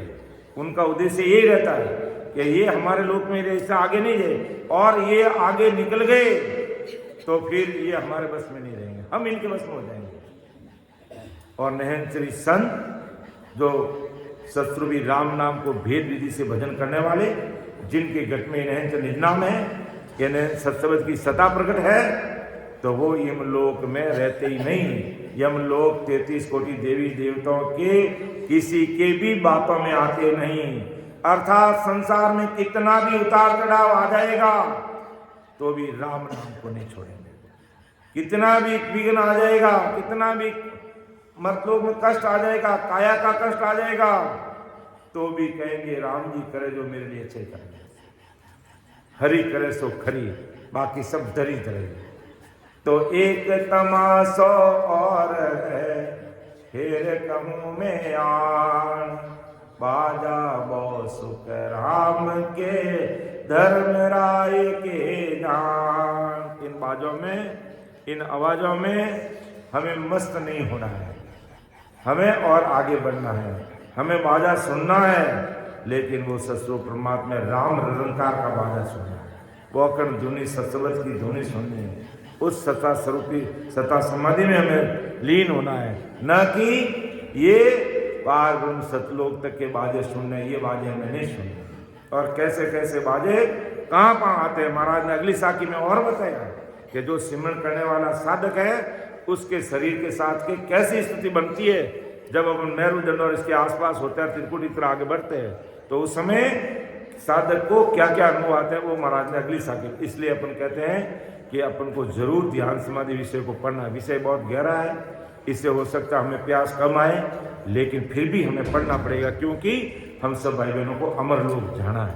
भाई अमर लोक जाना है, अपन को जैसे मान लो अपन किसी शहर में गांव में जाना है और रास्ता मालूम नहीं है, तो हम क्या करते हैं भाई, आप अपनी लोकेशन शेयर करना, लोकेशन सेंड करना। आजकल सुविधा होगी भाई, लोकेशन भेज देना वहाँ की, हम उसके अनुसार आराम से आ जाएंगे। वो आराम से वो लोकेशन बताती है, लोकेशन बिल्कुल, कि जैसे हम राम धाम से निकले और अपन को पाली जाना है तो बाहर निकलते क्या लेफ्ट की तरफ मुड़ जाओ, फिर आगे जाएंगे, मोड़ आएगा तो क्या इतने समय मोड़ आएगा, फिर अपन को रायपुर के रास्ते से जाना पाली या अपन को चावड़ी के रास्ते से जाना, वो सब चीज़ें बता देंगे और उसके अनुसार अपन पाली पहुंच जाएंगे और पाली जाएगा अपना काम कर लेंगे। तो इसी प्रकार आदि सदगुरु सुखराम जी महाराज ने ध्यान समाधि विषय में अमरलोक की लोकेशन डाल दी है। परम दयाल सदगुरु सुखराम जी महाराज ने अमरलोक जाने की लोकेशन इस ध्यान समाधि विषय में विस्तार से खोल खोल के डाल दिया कि क्या क्या रास्ता आएगा, कैसे आएगा, कैसे उतार चढ़ाव आएगा, क्या कष्ट आएंगे, सारे इस ध्यान समाधि विषय में वो पूरी लोकेशन महाराज ने बता दी है। और इसी लोकेशन के अनुसार हमें चलना पड़ेगा। भाई लोकेशन के अनुसार नहीं चलोगे तो मंजिल कैसे मिलेगी। पाली जाना है, पाली के अनुसार लोकेशन जैसे बता रही पाली जाना, तो उस लोकेशन के अनुसार नहीं चलोगे फिर तो अपन तो ब्योर चले जाएंगे या जयपुर की तरफ चले जाएंगे, तो पाली थोड़ी आएगी। तो इसी प्रकार आदि सदगुरु सुखराम जी महाराज ने अमरलोक जाने की जो लोकेशन है इस ध्यान समाधि विषय में विस्तार से दी है, विस्तार से। अब आगे की क्या स्थिति बनती है महाराज अगली साखी में बता रही है, क्योंकि ये अंदर की ध्यान की बातें हैं, इसलिए थोड़ा हमें मन को मजबूत करके इन चीज़ों को सुनना, समझना, पढ़ना जरूरी है। क्योंकि आज की सत्संग में ये विषय पूरा होने वाला नहीं है, 9 दिन से भी इसी विषय को मैं ले रहा हूँ तो भी पूरा होने वाला नहीं है, इसको समय लगेगा। लेकिन आप लोगों का ध्यान जहाँ पर लग रहा उस हिसाब से हमें ध्यान समाधि विषय खोल करके घर पे वाणी जी महाराज खोल के पढ़ना चाहिए। मेरुदंड के आसपास हो, त्रिकुटी में हो, तीन ब्रह्म के 13 लोक तक हो, पाताल में हो, नाभि में हो, हृदय में हो, कंठ पे हो, उस हिसाब से अपन को पढ़ना चाहिए। और वाणी जी महाराज नहीं है तो वाणी जी महाराज आज उपलब्ध है। किसी को भी वाणी जी महाराज चाहिए तो हमारे परम आदरणीय वरिष्ठ संत चंपालाल जी के पास में खूब सारी वाणी जी भाई अभी उन्होंने छुपाई है, इनके पास में भी वाणी जी महाराज है। और भी किनको जरूरत है तो मेरे से भी वाणी जी महाराज ले सकते हैं। तो क्योंकि ये ज्ञान गंगा है और इसमें अमरलोक जाने की लोकेशन है, वो लोकेशन ही हमें देखना पड़ेगा, समझना पड़ेगा। अमरलोक की लोकेशन को ही हमें देखना पड़ेगा, बाकी अब हमें दूसरी लोकेशन नहीं देखना है, हमें अमरलोक जाने की लोकेशन ही देखना है बस। और अमरलोक जाने की लोकेशन अगर देखना सही सटीक तरीके से तो हमें ध्यान समाधि के विषय पढ़ना चाहिए। इतना पहले हम भी नहीं पढ़ते, लेकिन हमारे वरिष्ठ संतों ने बहुत मेहनत करके इस विषय को खोलकर तैयार किया कि भाई नहीं, वास्तव में इस विषय को हमें सत्संग में रखना चाहिए।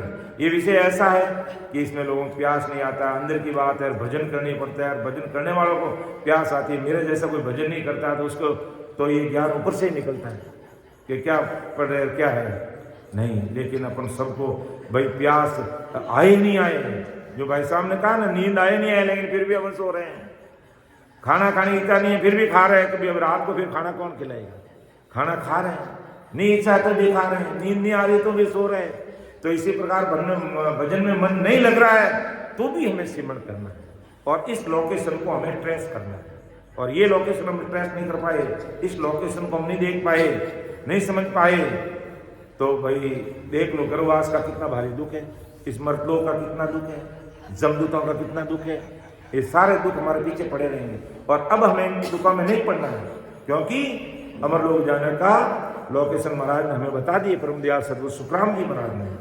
तो डावे सरवण बाज है, बाजे राग अनेक, भिन भिन कर सुख राम के, निर्ज्ञा जमपुर देख। कि जब अपन मेरुदंड के आसपास होते हैं, इससे आगे बढ़ते हैं तो आदि सदगुरु सुखराम जी फरमाते हैं कि बाएं कान में डावे यानी बाएं कान में भी बाजों की ध्वनि यानी ध्वनि की आवाज आने लग जाती है। और नीति से ये सब यमपुर में महाराज के मैंने ये सारी चीजें देख करके मैं आप लोगों को कह रहा हूँ, वैसे मेरी मर्जी से नहीं कह रहा हूँ। और ये परम दयाल सदगुरु सुखराम जी महाराज कह रहे हैं कि डावे सरवण बाज है, बाजे राग अनेक, भिन भिन कर सुख राम के, निर्ज्ञा जमपुर जाई। कि जब सभी दुखदायी अनुभव समाप्त हो जाते हैं तो बाएं कान में ध्वनि आने लग जाती है। ऐसी सुरती और नियति से समझ में आता है, जो भी भाई बहन भजन करेगा तो उसको ऐसा अनुभव आएगा। क्यों आएगा कि ये महाराज ने इस चीज को लिखा है, तो बिल्कुल ये चीज आती है वास्तव में। तो सर्वाइकल की सबसे नीचे की गांठ यानी धर्मपुरी अर्थात शीश हाथ, और उसके ऊपर की गांठ यानी इंद्र का भवन अर्थात शहर के मध्य निकलने वाली तंत्र कान से भी संबंधित है, क्योंकि हमारी जो नाड़ियों का संबंध ये मेरुदंड से है ना, तो ये कान से भी है, नाभि से भी है, नीचे से भी है, सब जगह जुड़ा हुआ है। तो जहाँ जहाँ मेरुदंड से जुड़ी हुई जो नाड़ियाँ उन सब में कंपन होगा, उन सब में दर्द होने की स्थिति पैदा होगी। इसलिए कान से भी जुड़ी हुई है तो कान में भी ऐसी आवाज आती है। महाराज फरमाते हैं तो आप डरना मत, मेरे कान में ऐसी आवाज क्यों आ रही है। कई कहते मेरा कान बंद हो गया है, कई कह रहा मेरे इससे आगे अपन त्रिकुटी की तरफ बढ़ेंगे ना तो कई कान एक कान में मेरे खलखल की आवाज आ रही है, दूसरी तरफ के पानी के समुद्र पानी कैसा भरा हुआ है ऐसा दिख रहा है। तो ये सारी चीजें महाराज ने लिखी है। और जो साधक भजन करने वाला है इस तरीके से महाराज को अरदास करके अगर अंदर में गोता लगाएगा तो उसको इन चीजों का पता चलेगा।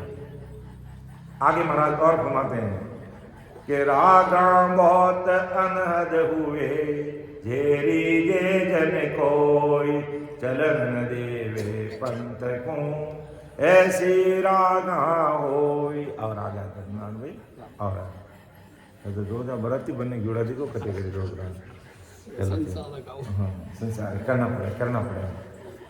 तो महाराज कुमारिया के रागा बहुत अनहद हुए, झेरी जे जन कोई, चलन न देवे पंथ को, ऐसी रागा हो। अनेक अनंत रागा जिनकी कोई सीमा नहीं, अर्थात सीमा से परे, अनहद। अनहद मतलब जिसकी कोई सीमा नहीं, राग रागियाँ होती रहती। यदि कोई संत इन राग रागने में रीझ जाता है तो वो रास्ते पे आगे चल नहीं जाते, अभी आगे अच्छी आ रही है, बस अच्छी मुझे मस्त लग रही है, मस्त आवाज़ आ रही है, तो उस मस्त आवाज़ में अगर वो रींझ जाता है तो फिर वहीं बैठा रहता है। लेकिन महाराज कहते हमें इसमें रीझना नहीं है, क्योंकि हमें तो इससे आगे बढ़ना है, इससे आगे बढ़ना है। तो रागा बहुत अनहद हुए जे रींझे जन कोई, चलन न देवे पंथ को ऐसी रागा होई। यमपुरी से आगे ये ऐसी रागें हैं और ऐसी मीठी और प्यारी लगती है कि हम इसमें रींझ जाते, आगे नहीं बढ़ते। लेकिन महाराज ने चेता रहे हैं, क्योंकि महाराज ने हम लोग जाने की लोकेशन डाल दी पहले से ही कि तुम ये इस स्थान पे आओगे, जब लोकेशन ट्रेस करके पाताल और शेष लोग को पार करके 21 सुर को पार करोगे, मेरुदंड पे जैसे तुम्हारी लोकेशन यहाँ तक पहुंचोगे तो यहाँ इस विभिन्न प्रकार के बाजे बजेंगे, ये आवाज आएंगी, लेकिन उन आवाजों में तुम रीझना मत, ये हमें कान से सुनाई देगी, उसमें मत रीझना। सुन जो सिख सब पाछला ओ दिष्टंग ए नान, अनहद बाजा झूठ है मन मत दे जो जान। इस प्रश्न भी अगली साखी महाराज कि सुन जो सिख सब पाछला ओ दिष्टंग ए नान, अनहद बाजा झूठ है मन मत दे जो जान। सभी पहले किसी से महाराज के दृष्टांत देकर समझा, सुन लो कि अनंत बाजा अर्थात ये आवाजें झूठी है, उन पर मन मत लगाना। जब धर्मराज के स्थान को पार करेंगे तो उस समय इस प्रकार के बाजे बजेंगे, आवाजें आएंगी, लेकिन ये बाजे झूठे अपने काम के लिए, इसमें मन मत देना। कि सुन जो सिख सब पाछला ओ दिष्टंग ए नान, पाछला मतलब जिन्होंने मेरुदंड को पार नहीं किया उनके लिए कह रहे हैं, और जिन्होंने मेरुदंड पार कर लिया वो तो इसे इस लोकेशन से आगे बढ़ गए, उनके लिए अब जरूरत नहीं। लेकिन जो पीछे हैं, जिन्होंने अभी इस लोकेशन को ट्रेस करके आगे नहीं बढ़े, उनके लिए बात कह रहे महाराज कि अभी जिन्होंने मेरुदंड को पार नहीं किया है उनको महाराज कह रहे हैं कि सुन जो सिख सब पाछला ओ दिष्टंग ए नान, अनहद बाजा झूठ है मन मत दे जो जान। तो जान दिया मन मत देना, ये सारी चीजें झूठी है, हमें रिझाने वाली है। जन के कहीं करो तो अगली साखी में महाराज इसको भी क्लियर कर दिया कि बाजे जिम छो बाजता मन राखो घर ए, जागत गोला शब्द का निरखो उन घर दे। अब उपाय बता दिया कि ये बाजा बाजे तो हमको करना क्या है, यहाँ पर अपन पहुंच गए, अब करना क्या है। तो बाजे अगर ऐसी आवाज आ रही है तो बाजे ज्यों छो बाजता मन राखो घर के, एक मन पुस्तेश बना दो, जागत गोला शब्द का निरखो उन घर दे। जागृत गोला अर्थात निशानी समझाती शरीर में वह नृत्य लगाओ, जहाँ हमारा ध्यान लगा वहाँ पर ध्यान लगा करके आगे बढ़ जाओ। ये बाजे तो बजने ही बजने कि भाई अब जैसे अपन मेरुदंड से आगे बढ़े तो अगला निशान अपना कौन सा है, या हमें त्रिपुटी में पहुँचना है तो वहाँ पर ध्यान रखो, हमें इसमें ध्यान नहीं देना। ये बाजे बाजे तो बाद में, तो उसमें बाजों की तरफ ध्यान मत दो, बाजे जैसे बाद में दो, अपन को तो अगला ध्यान रखो। अर्थात मन को कानों में होने वाली ध्वनियों की ओर जाने से ये रोकता है, मन रोकता, क्योंकि मन को अच्छा लगता है ये बाजे बजना। संगीत आज भी अच्छा लगता है लोगों को, बाहर के संगीत सबको अच्छा लगता है, बाहर का म्यूजिक सबको अच्छा लगता है, लेकिन परमात्मा का घरा जो अखंड ध्वनि को म्यूजिक अगर सुनने लगे ना तो आनंद का कोई वार पार नहीं होगा। ये बाहर के बाजे तो अपना भी बंद हो जाएंगे, एक भी अच्छा नहीं लगेगा, लेकिन उन बाजों को, उस ध्वनि को, उन सता समाधि में खोना, लीन होना, उसके लिए अपन को 2-4 घंटे बैठना पड़ेगा, रचमत होना पड़ेगा भजन में, और 101% सदगुरु साहिब का बन करके रहना पड़ेगा। और कहीं आन उपासना मानिए कुछ नहीं, किधर भी ध्यान नहीं देंगे, बस जिस प्रकार उल्टी होते ही एक तरफ, इसी प्रकार उस अन्य चीजों को एक तरफ करके इसमें लगे रहेंगे तो अपने आप महाराज की कृपा से अपन आगे बढ़ जाएंगे। तो जिस स्थान पर या गांव पर अनुभव हो रहा शरीर में, उस स्थान पर नृत्य रखनी चाहिए। यानी कोई भाई बहन कहते हैं कि अभी मुझे तो अभी पता ही नहीं है, भजन कर 20 साल से, 25 साल से, 10 साल से, और हमें तो कुछ पता ही नहीं चल रहा। और पता कैसे नहीं चलता भाई, अपन क्या करते हैं, महाराज की कई भाई बहनों पर ऐसी कृपा है कि ये स्थान भजन जोरावर करने वाले हैं, भाव तगड़ा प्रेम है और भजन कर रहे हैं। महाराज की कुदरत कला भी प्रकट होगी और वो आगे भी बढ़ गए, लेकिन ध्यान नहीं दिया हमने और आगे बढ़ गए। तो अब महाराज फरमाते हैं जो भजन करने वाले भाई है, अगर एक एक चीज का हमें ध्यान और अनुभव लेना है तो हमें अंदर में होना पड़ेगा, यानी अंदर में हमारी सुरती और नृत्य को संभालना पड़ेगा, उसको पकड़ना पड़ेगा। जहाँ पर हमारा ध्यान जहाँ पर केंद्रित हो रहा है उस जगह पर हमें सुरती लगानी पड़ेगी, ध्यान लगाना पड़ेगा, तो अपना आप उस स्थान का हमें अनुभव में आने लगेगा। और अब कहते हैं कि जो अमरलोक जाने की जो लोकेशन है उसके अनुसार अगर अपन नहीं चले और संसार में ऐसे अटक कर भटक कर लटक कर रह गए तो भी फिर जन्म लेना पड़ेगा। और फिर जन्म लेंगे तो क्या है, उपाय तो यही है, यही उपाय करना पड़ेगा। इस जन्म में नहीं करोगे तो अगले जन्म में करना पड़ेगा, और अगले जन्म में नहीं तो अगले जन्म में करना। उपाय यही है, अमरलोक जाने का लोकेशन यही है, अमरलोक जाने का मार्ग यही है, दूसरा कोई यही नहीं है। इसलिए परमदयाल सदगुरु सुखराम जी महाराज के ध्यान में नैन श्री जीवात्मा मेरे ऊपर अनुभव लेते लेते बाह्य कान में ध्वनि अनुभव करती है, यानी बाह्य कान में आवाज आने लग जाती है उसको, और इस अवस्था में मेरु अर्थात सर्विकल की आगे की गांठों में अनुभव आने लगता है और दाहिने कान में भी ध्वनि होने लगेगी। पहले बाह्य कान दाएं में आते, यानी दावा में, फिर जीवना में, यानी पहले बाएं में आई फिर दाहिने कान में भी आने शुरू हो जाती है। शरीर में अन्य स्थानों पर भी निरंकार का प्रभाव होने लगता है, क्योंकि धीरे धीरे धीरे धीरे अपन भजन करेंगे ना तो ये राम नाम क्यों अंदर की सांस के साथ अपन राम नाम ले रहे तो अंदर में सांस के साथ अंदर क्या आ रही है, ऑक्सीजन आ रही है, और इस ऑक्सीजन का प्रभाव राम निरंकार के साथ के पूरे शरीर में कोशिकाओं तक फैल जाएगा, और कोशिकाओं में फैल जाएगा तो ये काल की मां सत्ता जो हमारे शरीर के अंदर है ना जुगों जुगों से, तो उस काल की मां सत्ता, होन काल की जो मां सत्ता है ये अलग हो जाएगी और उस सब जगह पर राम राज्य स्थापित हो जाएगा।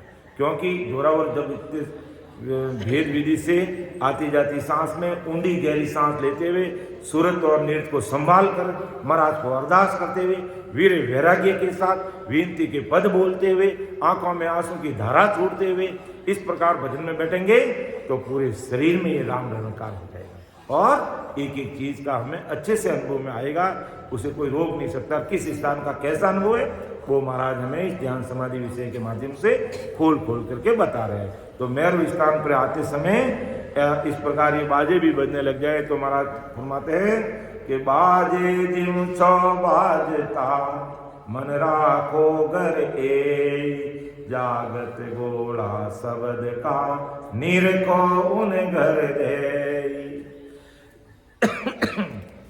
तो महाराज का ये ध्यान समाधि विषय पढ़ते हुए सुनते हुए हमें अंदर में गोते लगा करके अपना आपकी परीक्षा प्रैक्टिकल रूप से करनी चाहिए कि भाई मेरा ध्यान कहाँ पर लग रहा है। अपन भजन में बैठते हैं 2-3 घंटे और हमारी सुरता कहाँ पर केंद्रित हो रही है बार बार, तो समझ लो वहीं पर हमारा ध्यान है। और फिर वहाँ का कैसा अनुभव है, फिर महाराज की वाणी जी महाराज से मिला लो और फिर उसके अनुसार भजन करो और आगे बढ़ो। तो महाराज की ये सतस्वरूप साहिब की जो सत्ता है ये पूरे ऑल ओवर वर्ल्ड में काम कर रही है, कोई व्यक्ति विशेष की सत्ता है नहीं, या मैंने पढ़ के सुना दिया इसलिए ये सत्ता काम करेगी। आप लोग वाणी जी खोल के पढ़ोगे तो ये सत्ता काम नहीं करेगी, ऐसा नहीं है। आप महाराज को अरदास करके पढ़ोगे तो सत्ता जो मैं बोल के सुना रहा हूँ वही सत्ता काम कर रही है, और आप पढ़ के करोगे वही सत्ता काम करेगी। सत्ता वही है, वही सत्ता है, ये अलग नहीं कि मैं बोल रहा हूँ इसलिए कोई अलग सत्ता है या और कोई बोल रहा है तो अलग सत्ता। सत्ता सतस्वरूप साहिब की काम कर रही है, अपन सब तो एक निमित्त मात्र है। क्योंकि महाराज ने जो साखी लिखी मैं आपको बोल करके आप तक समझा रहा हूँ, बस इतना ही काम है मेरा, तो निमित्त मात्र अपन। लेकिन करने कराने वाले सब कुछ वही है। लेकिन इस अमरलोक की लोकेशन को ट्रेस करते हुए हमें आगे बढ़ना पड़ेगा तो अपन जल्दी अमरलोक पहुंच जाएंगे। भाई हमारे पास में लोकेशन है, स्थान है, पूरा एड्रेस पता है तो हम जल्दी चले जाएंगे जहाँ भी जाना है। आज मान लो चेन्नई शहर में कोई भाई बहन कह दिया भी हमारे घर पे आ रहा सत्संग कार्यक्रम रखेंगे, तो हमें कहाँ पता है कि तो चेन्नई में कहाँ से किधर जाएंगे, लेकिन वो लोकेशन भेजते ही इस फोन में आ जाएगी और फोन की लोकेशन के अनुसार हम वहाँ पहुँच जाएंगे, बिल्कुल वहाँ चले जाएंगे उनका जहाँ घर है। और हमारे पास लोकेशन ही नहीं होगी, एड्रेस पता ही नहीं होगा, तो चेन्नई तो इतनी लंबी चौड़ी है कुछ महीने भर घूमता रहो तो भी वो घर नहीं आएगा। तो इसी प्रकार परम दयाल सदगुरु सुखराम जी महाराज ने अमरलोक की लोकेशन इस ध्यान समाधि विषय में खोल कर एक एक चीज को खोल खोल करके रख दिया। हालांकि अलौकिक ग्रंथ में भी महाराज ने 12 करोड़ों के बारे में बताया, लेकिन इतना खोल के नहीं बताया जितना ध्यान समाधि के अंदर बताया। तो आगे महाराज फरमा रहा है कि हम सारा सब देखिया पवन पांचों घेर, नरपुर जीता नाग सो सुरग इक्कीसों में। क्या हमने नरपुर अर्थात मृत्यु लोक, नागपुर यानी पाताल लोक और 21 सुर ये सभी देखे, और सांस और 5 वासनाओं को घेर कर इन स्वर्ग मृत्यु पाताल को जीत लिया। यानी सांस यानी 5 आदमी 5 तत्व के शरीर के द्वारा इन 5 विषय को कंट्रोल करके जोरा और भजन करके किनको जीत लिया? नरपुर यानी मृत्यु लोक यानी नाभि लोक को पार कर लिया, फिर नाग यानी पाताल लोक को पार कर लिया, और स्वर्ग यानी 21 स्वर्गों को पार कर लिया। तो हम सारा सब देखिया पवन पांचों घेर, नरपुर जीता नाग सो सुरग इक्कीसों में।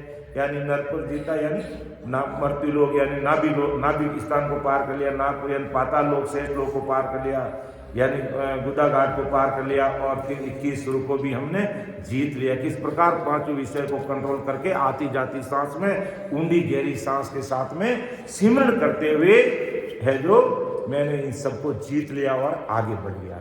और इसीलिए अब अपन को भी इसी प्रकार महाराज को अरदास करते हुए आगे बढ़ना है। अगली साखी में महाराज इसको और खोल के बता रहे कि जमपुर जीता एक घर, छाड़िया पुनहर पाप, 8 पौर सुख राम के एक निरंजन जाप। कि जमपुर जीता एक घर, छाड़ियो पुनहर पाप, 8 पौर सुख राम के एक निरंजन जाप। 8 पौर कैसे जीता इस जमपुर को, कैसे जीता? और छोड़िया पुनर्पाप कब? 8 पौर सुख राम के एक निरंजन जाप। निरंजन निराकार ससुर राम जी का जाप किया। 8 पौर, 8 पौर का मतलब क्या? 24 घंटे। और मेरे जिसको को 2 घंटे 3 घंटे बैठते हुए बड़ो जोर आ गया, और महाराज 8 पौर की बात करें, और तब वो अमर लोक मिलेगा। इसलिए अपन सबको गफलत में नहीं रहना भाई। महाराज के शब्दों को सुन करके हमें अमर लोक की लोकेशन को ट्रेस कर लेना चाहिए अपने फोन में। जिस प्रकार लोकेशन ट्रेस करते हैं अपने हृदय में ट्रेस करना है इसको, क्योंकि अमर लोक जाने का मार्ग इस शरीर के अंदर, बाहर नहीं है। तो शरीर के अंदर ही महाराज ने रास्ता, इस शरीर के अंदर ही बताया, शरीर में ही राम जी मिलते हैं, कहीं बाहर मिलने वाले नहीं है।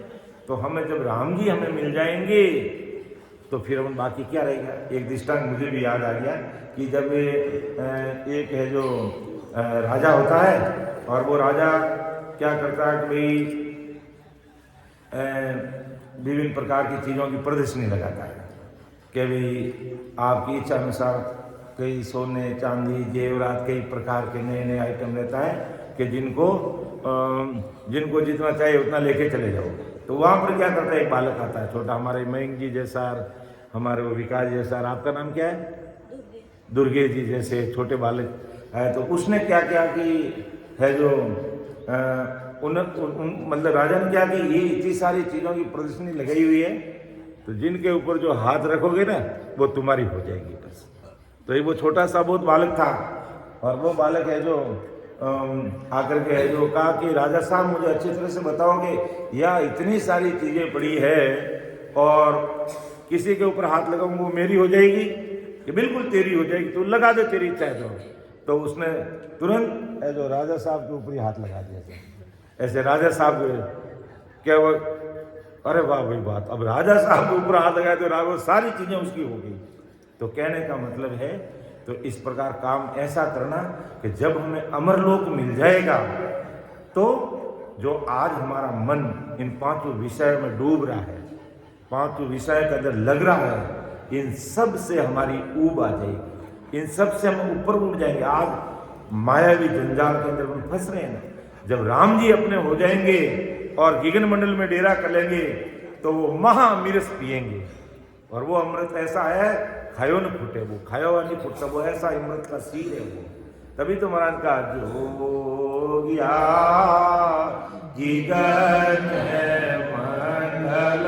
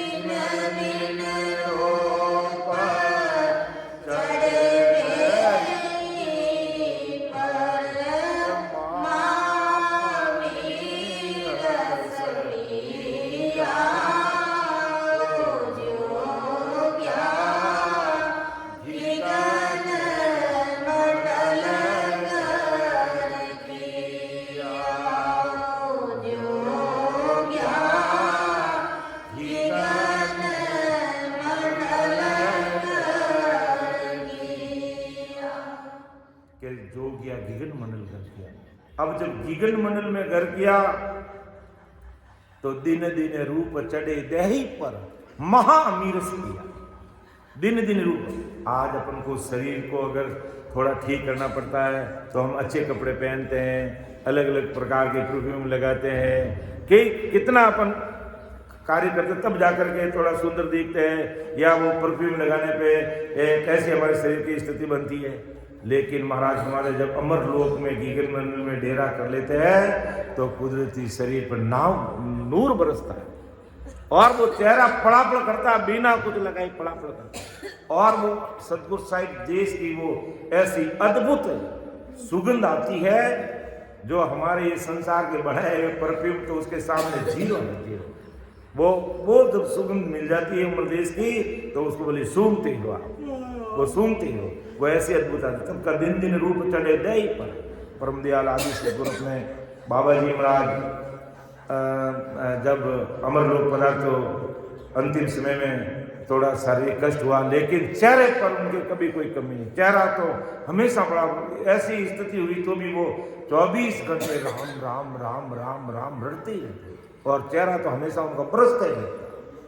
दिन दिन रूप चढ़े दही पर, तो रूप दही का अलग ही हो जाता है। ऐसी भारी कृपा कब जब हो गया गीगन मंडल घर किया।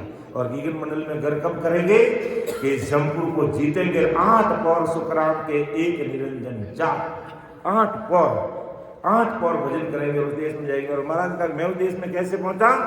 गुरु प्रताप साध संग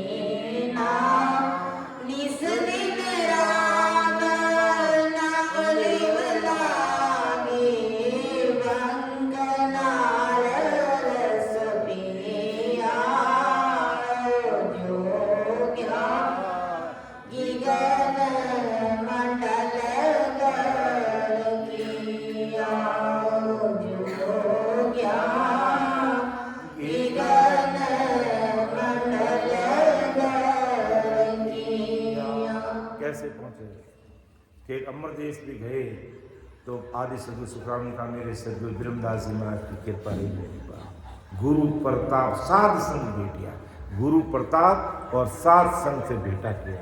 तो गुरु प्रताप साध संग भेटिया, प्रेम प्रीत तत् चीना, उस तत्व से प्रेम और प्रीति लगेगी। उस तत्व यानी परमात्मा का नाम से, उस निज नाम से, और निस्दिन राम नावली लगी। तब उस देश में वो गीगन मंडल में घर किया। तो जमपुर जीता एक घर, छाड़ियो पुण्य हर पाप। 8 पौर सुख राम के एक निरंजन जाप। तो आदि सदगुरु सुखराम ने पुण्य और पाप छोड़ा और 8 पर एक निरंजन का जाप करके यमपुरी एक गढ़ इसका जीत लिया महाराज के। ऐसे इसको पार किया। फिर जम राजा सुराड़ कर निस दिन एके ताई। जब जीता सुख राम जी लिव शमशेर बजाई।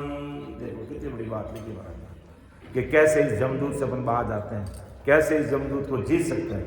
तो आदि सदगुरु सुखराम ने महाराज हमारे की रात और दिन एक ही जोश के साथ लिव की तलवार यानी लिव यानी तत्रूपी तलवार लेकर के यमराज से युद्ध किया और इस यमपुरी को जीता।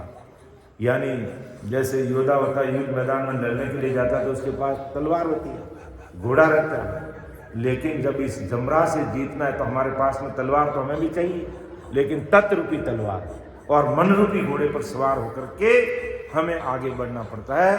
तब जाकर के हम वहाँ आगे बढ़ते हैं। तो जम राजा सुराड़ कर निस दिन एके ताई। जब जीता सुख राम जी लिव शमशेर बजाई। रात और दिन सूरवीरता के साथ यमराज से युद्ध करना अर्थात भजन करके यमराज के सिर के ऊपर से आगे जाना होता। जैसे युद्ध में मैदान में सूरवीर हाथ में तलवार पकड़कर दुश्मन को लड़ते हैं तभी युद्ध जीते हैं, वैसे ही यमपुरी को जीतने के लिए लिवधारी लीव से धारो धार लीव बंद राम राम सुमन करना पड़ता है। वही तत्व की तलवार ले जाती है। रात और दिन सूर्यता के साथ अपन भजन करते हैं, तब इस जमरात को जीता जाता है। अंतिम साक्ष्य इस बात की पूरी करता हूँ, फिर हमारे आगे संत लेंगे सत्संग।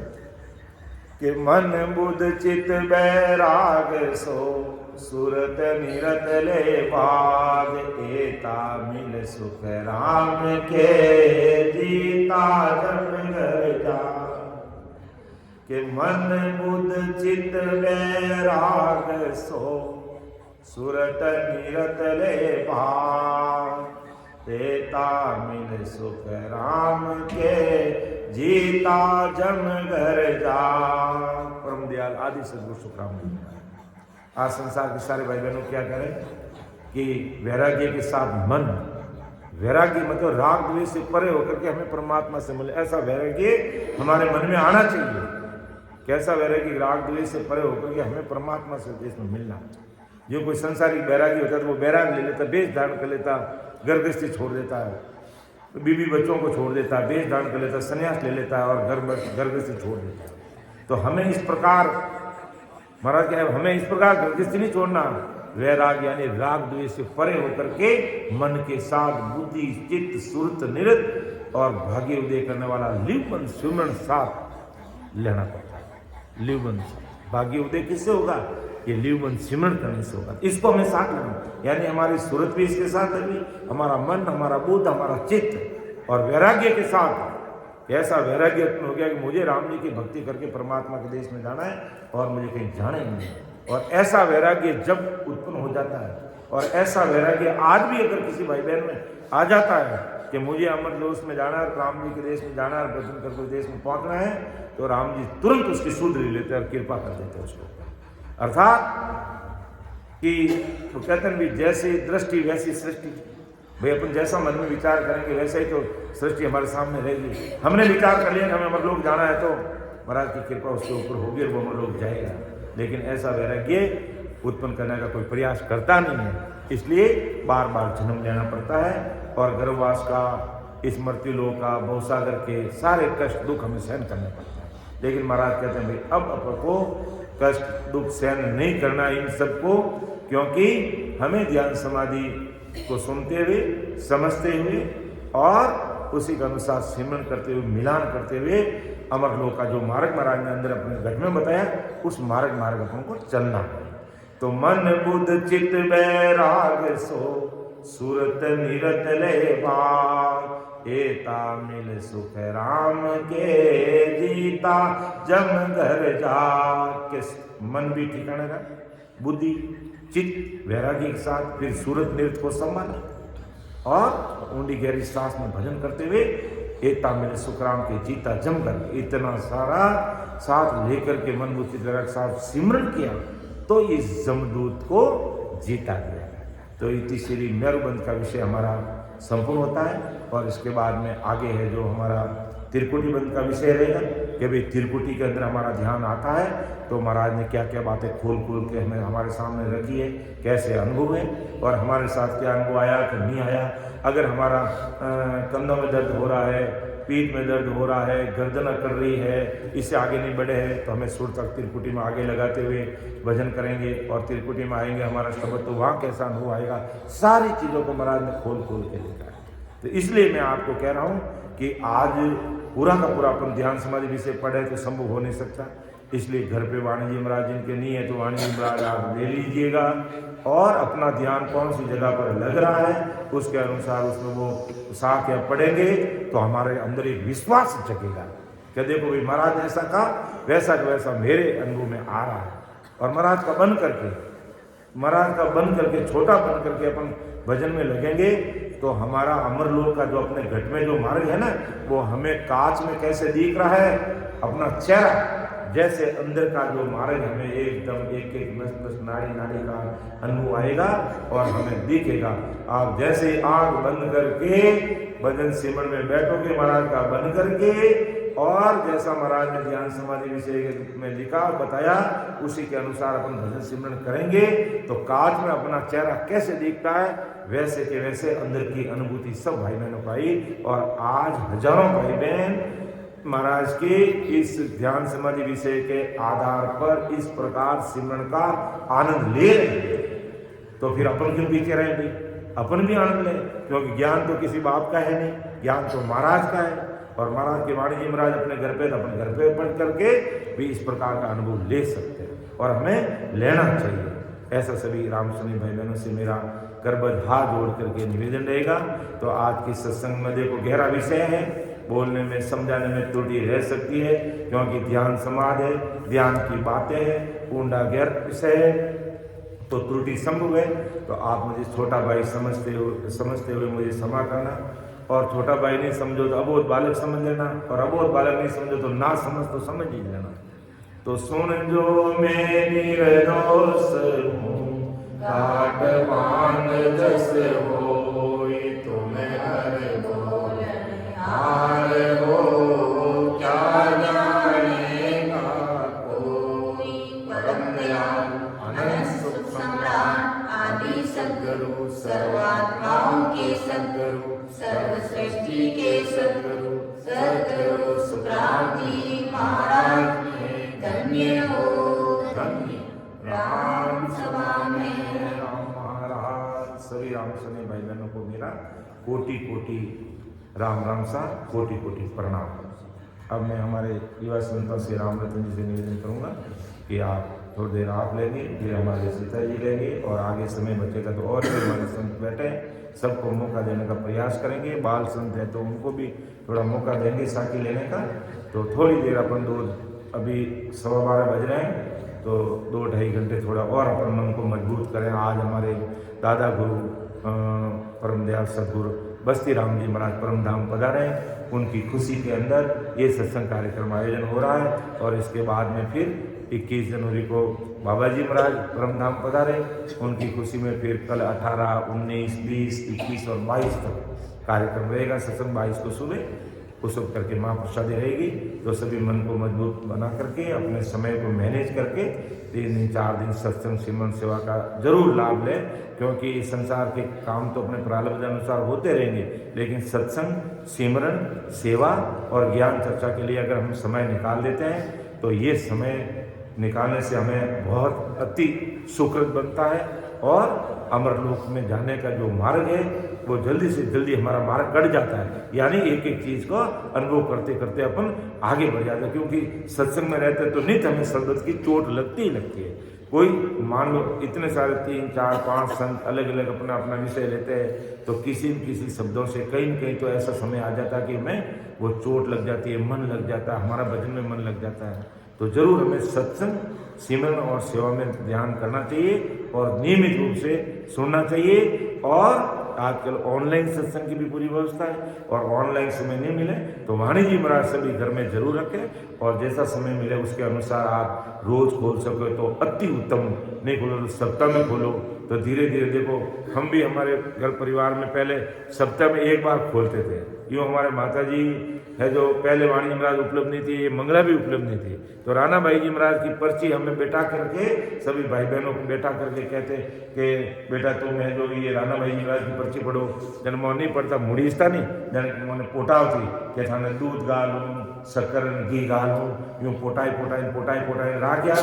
तो आज देखो महाराज की अपन कितनी भारी कृपा है कि भाई अपन इतने सारे भाई बहन महाराज की कृपा से अपन इस गुरु ज्ञान से जुड़े हुए हैं। तो इस प्रकार अपन घर में सत्संग कार्यक्रम रखेंगे तो हमारे छोटे मोटे बाल गोपाल हैं वो भी इस सत्संग से जुड़े रहेंगे, और नहीं तो माँ बाप तो पूरे सत्संग में लीन है और बच्चे सत्संग में लीन नहीं होते तो अपना अकाज होता है। क्योंकि बच्चे अगर भक्ति भजन में मन नहीं लगाते हैं और अपन भजन में करते हैं फिर उनको अच्छा लगता ही नहीं, अपन भजन करें उनको अच्छा ही नहीं लगेगा, नहीं तो बच्चों को भी अच्छा लगेगा अपन को भी अच्छा लगेगा। ऐसा मेरा निवेदन रहेगा। इतना कहते हुए मेरी वाणी को मैं विराम दे रहा हूँ। शायद मैं ज़्यादा बोल गया, मुझे माफ़ करना। राम सभा में राम राम सा सबको राम राम सबको प्रणाम। माफ़ क्यों करना? क्योंकि मैं ना तो कोई गुरु हूँ ना मैं कोई सदगुरु हूँ, ना मैं त्यागी हूँ, ना बैरागी, ना कोई बेगदारी, ना कोई सन्यासी। मैं तो परम दयाल अनंत सुख सम्राट आदि सदगुरु, सर्व आत्माओं के सदगुरु, सर्व सृष्टि के सदगुरु सुखराम जी महाराज के जो दास हैं, उन दासों का दास, उनके चरणों की रंज हूँ। और उनके चरणों की रंज में भी मेरा नंबर आता नहीं। राम सर्व में राम राम सर्व, सबको राम राम, सबको प्रणाम।